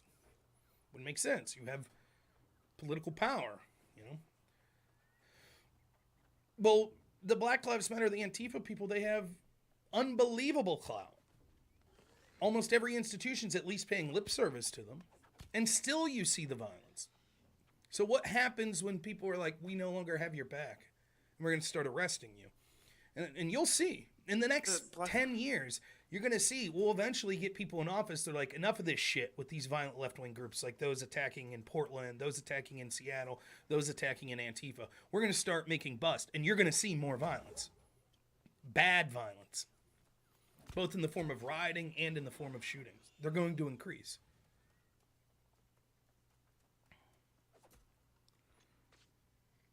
I'm going to say something here that's going to get me in trouble. I don't give a shit. When I debated Destiny and I got clipped and made it to the front page of Reddit about trans issues, and where he called me the most trans positive conservative, what that debate was about was we were doing a panel. On the panel, the question was, should Amazon remove books that call trans an illness? And Destiny and me agreed, and everyone on the panel pretty much, that they shouldn't do that. Yeah, Lavin, that probably would be true.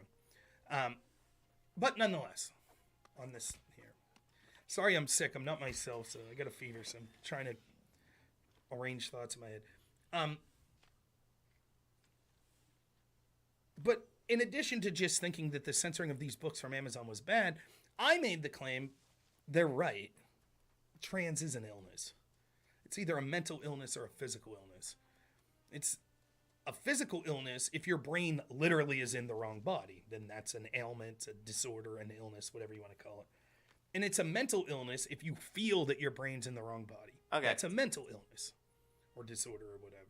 He's talking about two different things here. He's talking about, so the concept of being trans isn't necessarily an illness. I think that Dysphoria trans is a the mental illness. Being trans, you're a is trans mental person. illness. You're happy with your life. And I you're think happy that with many where things trans are, have you do not severe have an other illness. mental illnesses and living your life. psychopathies. It attracts a group of people that seemingly have other psychological issues. Not all. But again, I would stand by that. I feel you have an illness if you're trans. You have a mental illness. And it's more likely to attract people with other mental illnesses. Sociopaths, people with depression, people that are bipolar. No, I'm not confusing trans and gender dysphoria. It is impossible to be trans without gender dysphoria. And as I said in my debate with Destiny, gender dysphoria by the DSP is, at least what he read to me, the definition is having discomfort with your biological makeup. How would you know you're trans if you don't have discomfort? How would you know? You're just like, I feel perfect.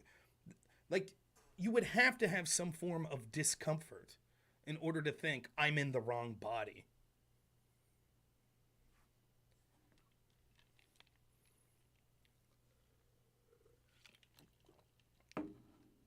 You could be a male trans and change your body in a way that makes you happy, and the dysphoria is gone. No more illness. That's how it works. No, that's not true. Altering your body because you had a mental illness doesn't mean that the mental illness has gone away. So, but any more than me managing my diabetes means the diabetes went up.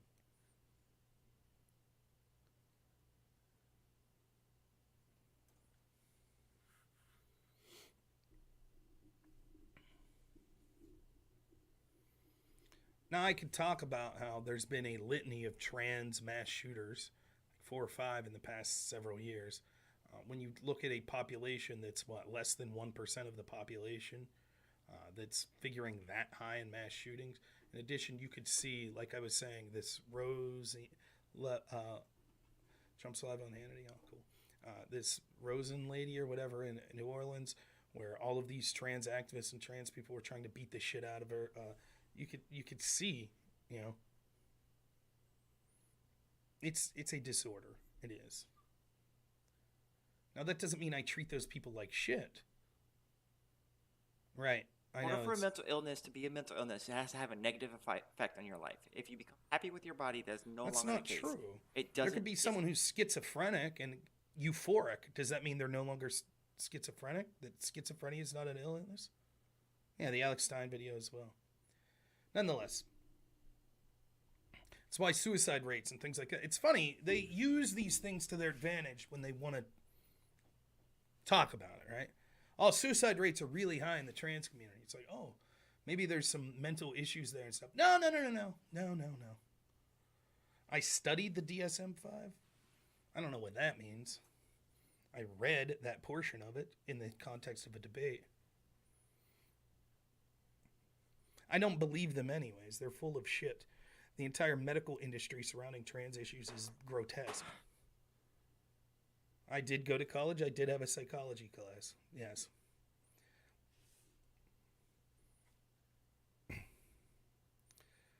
We're supposed to believe that this population that's mental health is so screwed up that their rates of suicide are through the roof. But on the other hand, to mention psychological problems or illnesses or things like that in the trans community. No. Now, let me be clear. I don't treat people like shit because they have a mental illness. I don't. People in my family that are some of my most loved ones are diagnosed with mental disorders. I myself am probably undiagnosed, but probably have some small ones. I work with people with developmental disabilities. Unfortunately, with a lot of disabilities like that, like autism and things like that, usually, well, I don't want to say usually, but it's more, there's a higher propensity for other sorts of ailments and disorders and illnesses and things like that, including mental ones. So I would never treat someone like shit. For example, one of my close loved ones was thoroughly convinced that voices talked to her from beyond the grave. I loved them with all my heart, but I didn't believe the voices were real. I didn't treat them like crap because of it.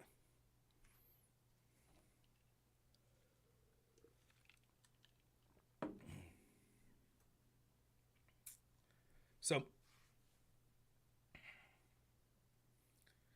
when you're telling that population of people that already have high propensity for depression and bipolar and other sorts of mental illnesses, so much so that their suicide rates are high, that there is a literal genocide occurring against them, some people might take that to heart. Again, not all trans people. There are trans people I know that, even if they believed there was a trans genocide, would never suggest going out and engaging in active violence or shooting people, particularly children. But no, he's absolutely you right. know- If you're going to, Liberal cluck. I'm not even dealing with you tonight. If the DSM, I'll just say this real quick. If the DSM-5 says that gender dysphoria is having a discomfort regarding your biological sex and the gender that you present yourself, how would you know that you're trans if you don't have a discomfort? How would you know? And if it requires physical alteration, that's like saying, well, I feel that I only have one arm, so I chop my arm off and now I'm like, now I'm happy. I feel my body matches. You'd say, well, you didn't have you no longer have a mental disorder. Everything is solved. That's it. It's solved. End of story. No, I don't believe it. But I'm done engaging with it. I have too much to talk about tonight. So that's number one. Those people that are saying that there's All right, a genocide whatever. and stuff, and there's all sorts of articles saying you should buy guns and we need to fight. Dylan Burns. I'll DM later. Maybe he'll have a chat with me.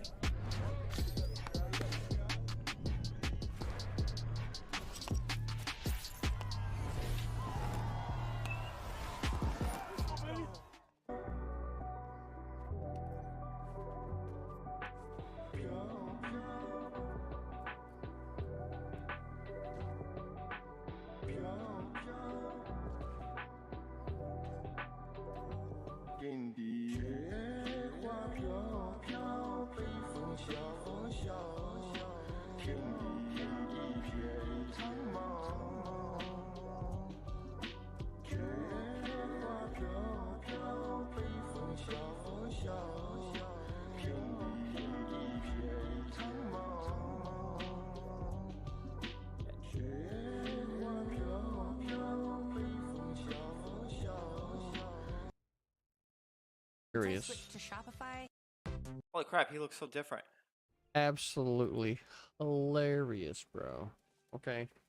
And it's because, well, I am people that like me probably suffer from depression and get my sense of humor.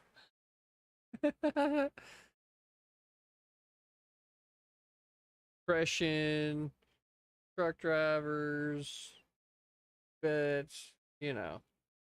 Anyway, so Also, earlier this name today, is right? 5TR You know, as clinical Chud Logic, right?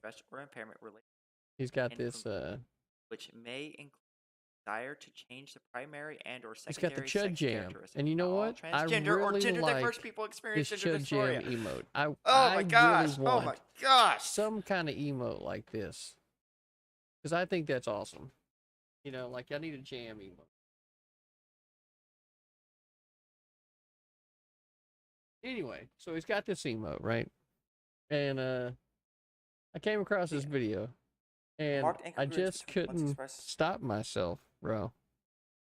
I had to share it with him. primary and secondary sex characteristics of marketing. A strong desire for primary or secondary sex characteristics or of other gender. Take it from the top. Hello, fellow, can I interest thee? You're no tasty too. That the individual has It's a ditty I think we all might need.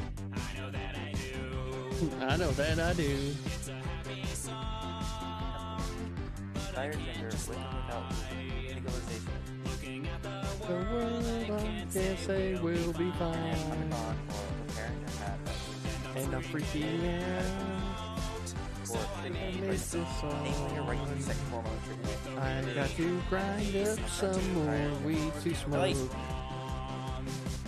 Let's all feel the joy. Let's dissociate. I'm a happy boy. Like, if I was feel depressed and a significant portion of my depression was caused by not having a girlfriend, and then I get a girlfriend and I'm suddenly happy, I'm no longer losing my depressed. fucking mind. Losing my fucking... Oh, cry myself asleep. Yeah. That sounds legit, don't I it? don't know what the hell's going on here. It does look like San Fran too, don't it? Except not right now. Yeah, Futurama has already Brian's case, done this, right? Like we had episode. There's Lucy Liu Bot, right? You can fuck Lucy Liu Bot, and that raises up all kinds of ethical questions, which I'm like super interested in, right? Because like, what if you designed that robot like not after like it doesn't want to fuck a dark reflection of Doobie, no, but like what if you designed it after a person, like a real person? Like right now we're having that conversation about deep fakes, right? But that's just your image. I mean, it's pretty bad, but usually your image being used there. But like, what if it's like your fucking personality being used and telling some like random motherfucker that like you love them so much, you know? Didn't we say that as long as you don't stream it on Twitch by mistake that it's okay? As long as I can like license it out, I think it's fine, right? If I can like load myself into some like AI generator thing, like, hey, this is Doobie. If you want to like fuck him, here you go. Pay me $100 or something. Like I think I'd be fine. No, but you wouldn't get paid for it, right? That's the thing. Yeah, if I could license it out, it'd be fine. If I can't, then it's sauce. I think the really disturbing thing about it is like I could very well see, like the replica person, Doobie, you're talking about. I could very well see this becoming just the standard that everybody does, because relationships are incredibly hard, and dealing with other people is incredibly hard, and people don't like to do difficult things. I disagree. Especially when they involve self-improvement, right? That's very Right. Now we're talking about relationship life. Not only do you got to improve yourself, but you got to deal with another person. You got to deal with their emotions. You got to deal with them not liking you. What if an alternative, somebody who knows exactly what you want at all times? They know when to fight you. They know when to like challenge you. They're smarter. They can like reference things at a whim. They can help you improve yourself. They can tell you what actually is best for you. They never invite you to boring events. They always want to do what you want to do. Like holy shit! Like it's very difficult to contest with that.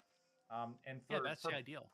Right, for every person, like regardless of like, you know, orientation or gender or anything like this. I could see. I think you just want a choosing this. mom. No, I don't. What the fuck? And then everyone's gonna be poly too. They're gonna have an army. I want of a hot AI girlfriend that I can turn off and put in the closet whenever I want. Okay. I don't That's know all if I I'm want. too Alright. based or something, but this just doesn't appeal to me like in the slightest.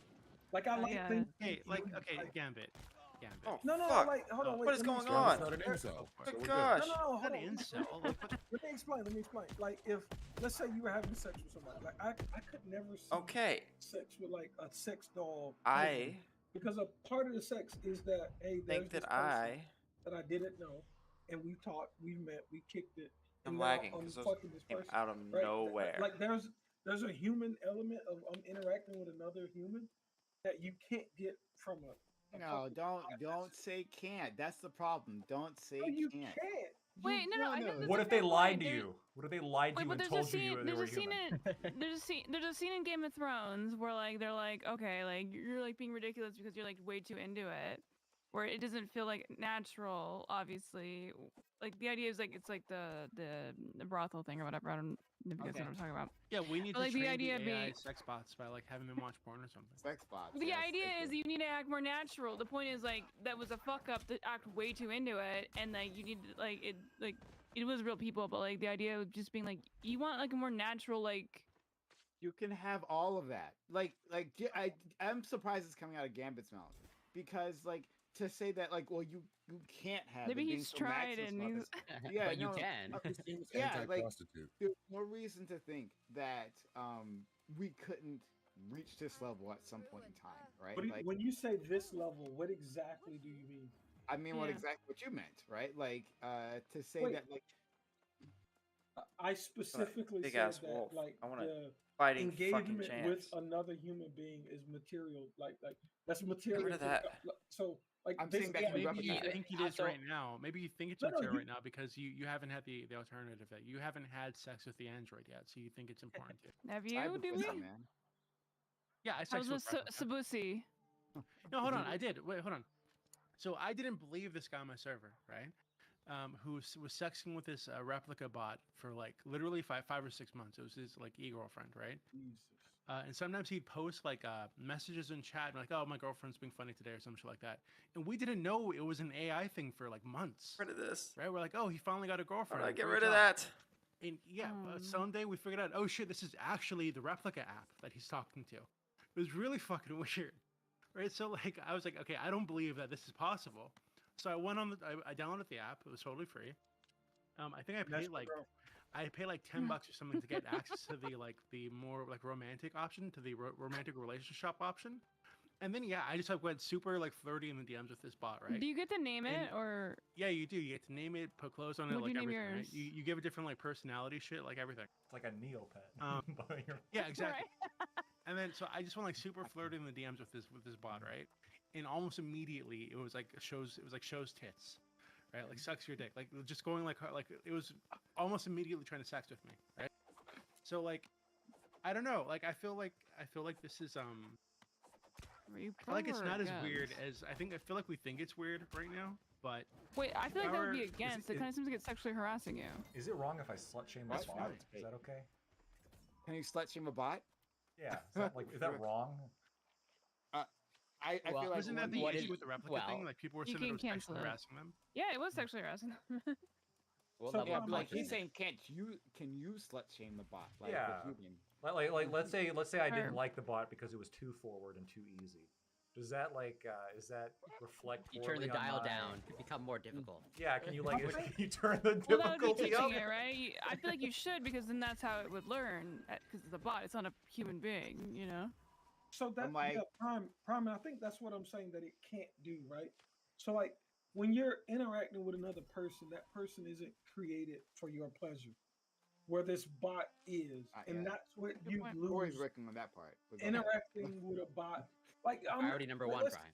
Not if you You're make not it a gonna buy game a though. bot that's not gonna pleasure you, right? So imagine it can't be a game where it's like, oh, I paid $200 for this bot. Oh, it didn't do anything. You Let me can pick do this up. but you can set it up either way you want, right? Like so it doesn't have to be either or. So Lactoid, I think he's already given us both examples. So one where you tune it to exactly what you want, right?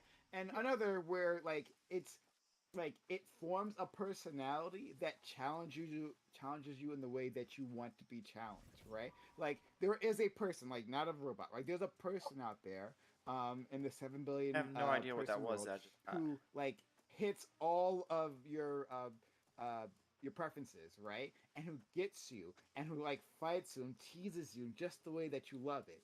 And what if this robot was just able to give you that? You know? I don't like. So I mean, well, so we were talking in the context of a sexual relationship, which is different from the context of just a friendship. I think I could befriend the AI bot. That's easy.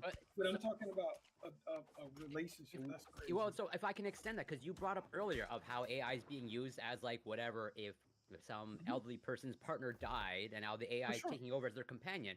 Like you just add a body to that. Nothing on the hatchet. that you can have sex with. Like you're saying you should be able to engage with that then, hypothetically, based off of the scenario that you outlined. Wait. So specifically, in situations where there are people that have no other option, which is why I immediately asked Doobie, hey, did that guy have other options, right? I think that it kind of could make sense in that situation. If it's somebody that just doesn't have options.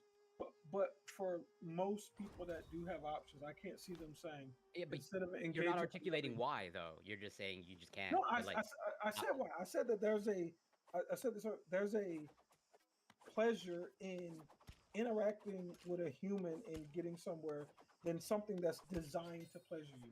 And I can't like intellectualize what that thing is right now. Well, so the thing is truth, actually. In terms of like deep down, you know that the AI it is false. Like as in like it is not true. As in like it's customized to you. Like you're just like I think that is like the rock bottom of like There's sort of a like if you know validation that in the Matrix, getting it's like a everything you can have your like customized you world. enough But if you to know you're in the wanna have sex Matrix, with you. That's what he's trying to get at.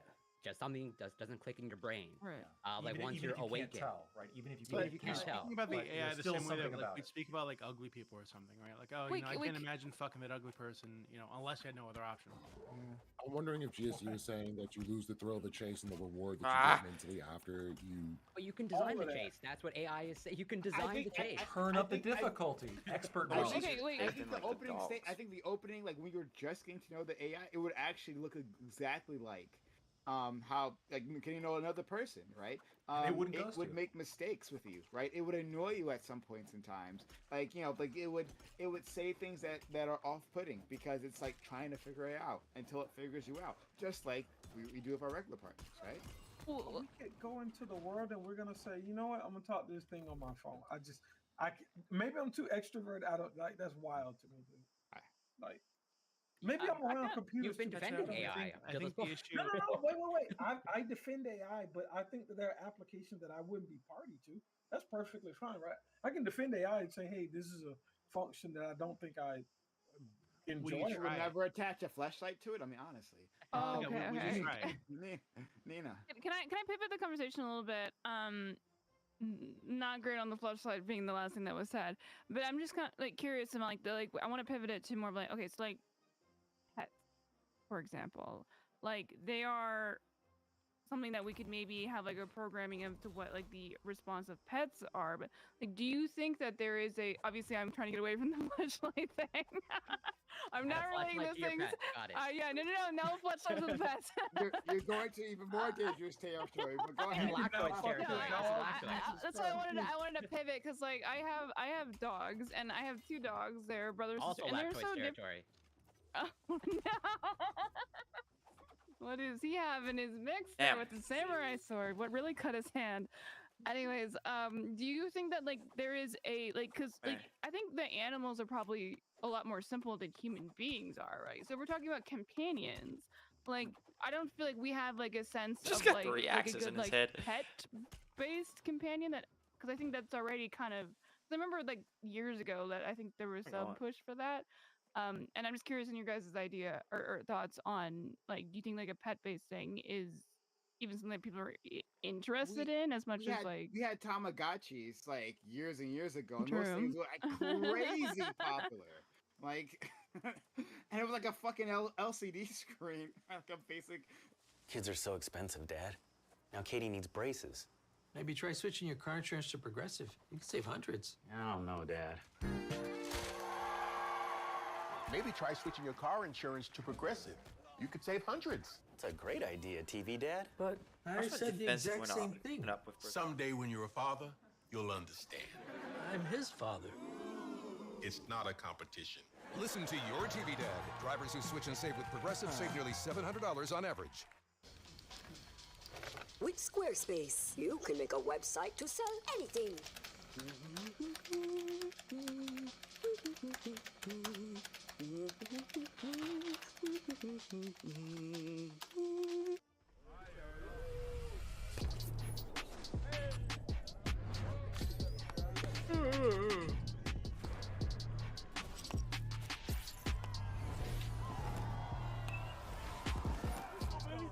touching upon, but maybe can't like articulate of. Like, there's something to be said for like reality and knowing that it's true and that it's unique, as opposed to just something that's been like constructed in a lab, designed for you. Oh, I want to touch this. First of all, Lactoid's thinking like, well, will my clone pet fuck the same, right? But like, moving on. And is it legal to do it? It is legal to do it. Is it bestiality if it's an AI? I think it'd be legal, yeah. No problem. But no shame in the furs. Idea about that it being against unique, of course, would be Oof. unique, right? Like like That didn't go like one, I thought it's it would like we're go. getting into like the philosophical question, like a what is real, right? Like Debuff for 13 I minutes. think that. I mean, personally, look, man. One, I would totally fuck a Lucy bot. Just being very clear. Now. Like that, I would totally do that. And in Futurama, they like warned that if they allowed these bots to just like exist, like boys would just be done with girls, like just over. Base. End of humanity. Yeah. Terrifying. Y'all. I would never leave my. I mean, I don't leave my room now, but like I would have another reason to never leave. She would go kick me too. Like so, literally no reason to get up from my bed. Like, so I would definitely do that. No, fuck that shit.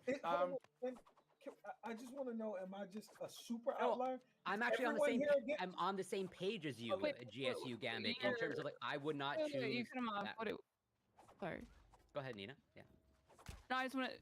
What is GSU saying? Sorry. No, I was didn't just asking like there's two sides of this, right? On and I don't know, maybe you don't want to answer it from what you said earlier, but like engaging in like sex with this AI bot, like I'm like extremely against it almost. Personally, I think it should exist in the world, and the people that want to use it can use it.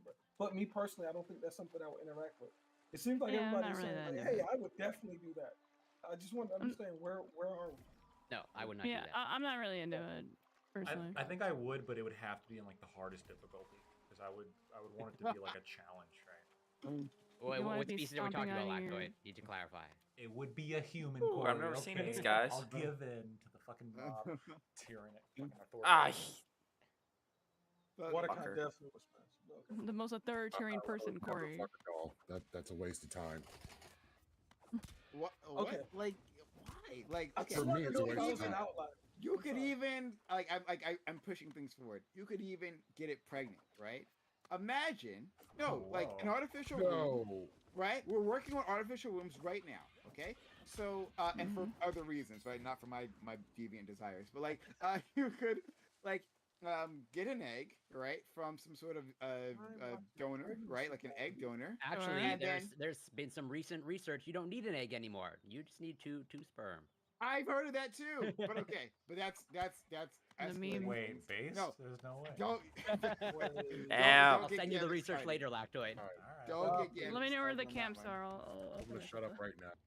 But yeah, like you could imagine where you could and add the sperm later on somehow, and it could combine inside like an artificial womb and get the bot pregnant, right? And the bot could carry a baby.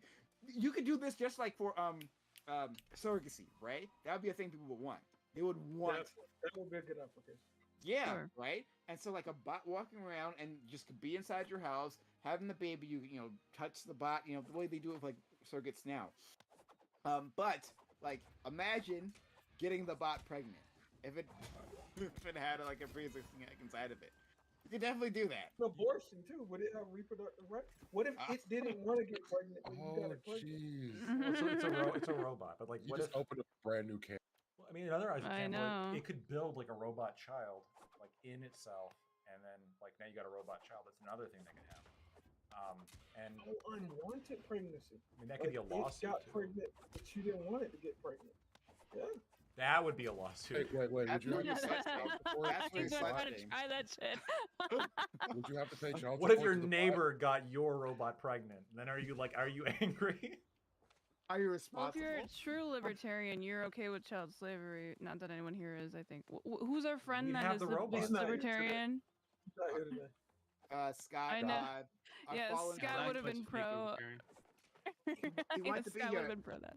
Scott came up with this topic and he said it to me. I didn't get to say it previously, but he's our fallen friend. He's sick right now, so hopefully he gets better soon.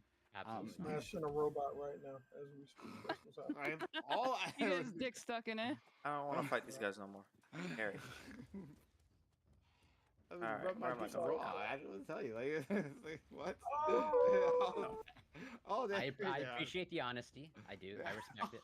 I got 16 minutes on That's this the guy that asked the landlord if he took payments other than the cat. He's gonna be pretty honest. No, bro. You could custom design the genitalia, right? And like it doesn't have to be human. That's this what you conversation's want, so right? And boring. so custom We're getting into design- this. Jesus. He's right. You could have some This like is definitely fancy the worst elven generation. dragon pussy on there, like one of these big ass like horse sticks on your AI robot thing. Like Come to TurboTax and don't do your taxes. Meet with an expert who will do them for you so you can do not taxes. I hit that fucker. Because I enjoyed so much and wanted to explore this whole new world, all of a sudden, I would not be able to do it because of the experiences I had in Ukraine and the effect it had on me. And I didn't want that. Trashomancer, thank you for gifting tier 1 sub to Shrub. Appreciate that. So, I take these 6 tabs, and I sit down, and I turn on Burns is a Samurai moral- Champloo. morally And for corrupt those of you who scholar, don't know man. what Samurai Champloo is, it's a really good anime. I highly recommend it. My reasoning was is that I like to watch cartoons while tripping because I believe, at least from my experiences, that it's easier to see the cartoons kind of like manipulate. And if it manipulates, it's a cartoon, so it's like, what's the worst a cartoon can do, you know?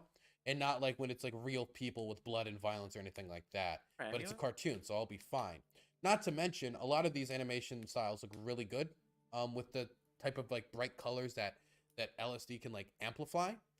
And so that's why, like, I remember once watching Akira for the first time, tripping, and that was an incredible experience. Absolutely incredible. Some of the scenes were uncomfortable, but I always felt in control. And so I thought I'd be perfectly fine here. Faye, thank you so much for tier 1 and subbing at 23 months. But quickly, as I'm sitting there and it starts to kick in, this is the biggest come up I've ever had. I'm like, oh, snap. I can feel it. It was like running up the entirety of my back, as if like a hand was just slowly just running off my back, and like this, it was just slowly, like I could feel it all like getting into my bloodstream, and I was like, oh crap. And I was like, don't worry, just watch the cartoon, it'll be fine. But then the cartoon starts to distort in such ways that I can't even like it's not like completely like switching into new things. That's the thing. A lot of times is some people will like lie to you about like a trip, and they'll be like, oh, I was looking at a car and it like and then like Michael Jackson jumped into the car, and they'll just like say wild things that are like completely unrelated to what was happening. Psychedelics usually just manipulate what's already in front of you. And so it just started to like twist and turn their bodies, and it was impossible for me to follow the story. And so I was like, after a bit, and I was being unable to follow the story, I take my remote and I try to switch it to another show on Netflix. But during the trailer of me like scrolling around of these shows, it gets to one show where there's like whispering and the in this trailer for the show. Now, I have a very big flat screen that has decent audio. And so all of a sudden, I believe, after hearing that, is that there's this just like general like whispering happening in my ears. And it starts to freak me out because I believe that there are voices, you know, now like whispering into my ear, like just going over and over and over. And I'm like, oh God. And I'm not of a clear enough state of mind to clearly identify that this whispering is just from the TV show. It's just from the TV show trailer. And so I saw almost like Alright, kind I'm gonna of do this almost like quest, curl up and into then a I'm ball outie. trying to like calm myself down, but I'm able to eventually. I'll I lay calm down. myself down after like a good 5 minutes of just this trailer going over and over and over. Just I calm myself down and I Archer. switch it over to something else, and I Okay. start playing some shows about the French royals. And I'm like, this is great because that guy's hot. And that alone kept me clear-minded for like 30 minutes. That kept me good for like 30 minutes. I decided that maybe smoking would also help. All right, collect the While wedding band. me being preoccupied with an action did help, don't wanna do adding this. more drugs to the situation was probably not the smartest. Okay. I gotta Um, kill these I thought guys. it would have a calming effect. I thought, like, don't worry, I know what to do. I'm gonna do this thing to calm me down. But all that did was make it harder. It just added more confusion to the mess, you know? At the moment it felt good, but later it would come back to bite me. And so eventually I sit back down Guys have in my chair after walking around a bit, and there's this one dead pixel. This is when it starts to go off the rails. There's this one dead pixel in the middle of the screen in my flat screen. Always been there. Got there when I bought it. Got it when I bought it. Had that. I never really cared. Then it becomes 2 dead pixels. Then 3. Then 4. Then 5. And then it just starts spreading across the entire screen. Like corruption. I don't know if you guys... Oh, God. I don't know if anybody knows what I'm talking about. But there was this, like, Adult Swim, like concept they had where TV shows could get corrupt, and there was a trailer for it. If anybody knows what I'm talking about and has a link, I would really appreciate it because it's the perfect demonstration of what was happening as the screen was getting manipulated. Right, it was really kicking in at this point. That sounds familiar. Let's see if I can find it, because I think it would be very helpful in describing exactly what I saw. Adult Swim corruption. Rick Morty. I think it was like an episode of Rick and Morty that they did. It was like a gimmick. Yeah, here it is, right here. Here it is. Where is the yeah, it was kind of like this. This is something they played on Adult Swim to screw with people on April Fools. They just did this to random TV got me. shows.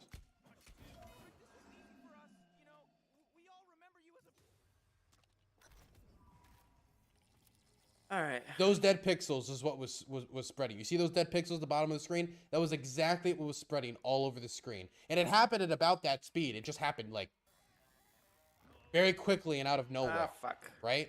And so that is what I started to see spread across my screen. But what happened was, as my eyes started to widen and I realized like, oh, this is tripping, right? As I realized that I had broken through something, the pixels reached the edge of my gigantic flat screen. I have a really big flat screen. I spent a lot of money on it because I just wanted almost like a movie theater. The pixels then keep going over All right. the television screen. Thank y'all and it for starts tuning in. spreading I'm on the done for tonight. physical Sorry, I walls didn't get it. of my home. He was nice enough to come in and talk to And me. so the corruption has come out Oh. of the TV show. The dead pixels are now completely enveloping me. And it doesn't stop have a good until night. I'm Bye-bye. completely surrounded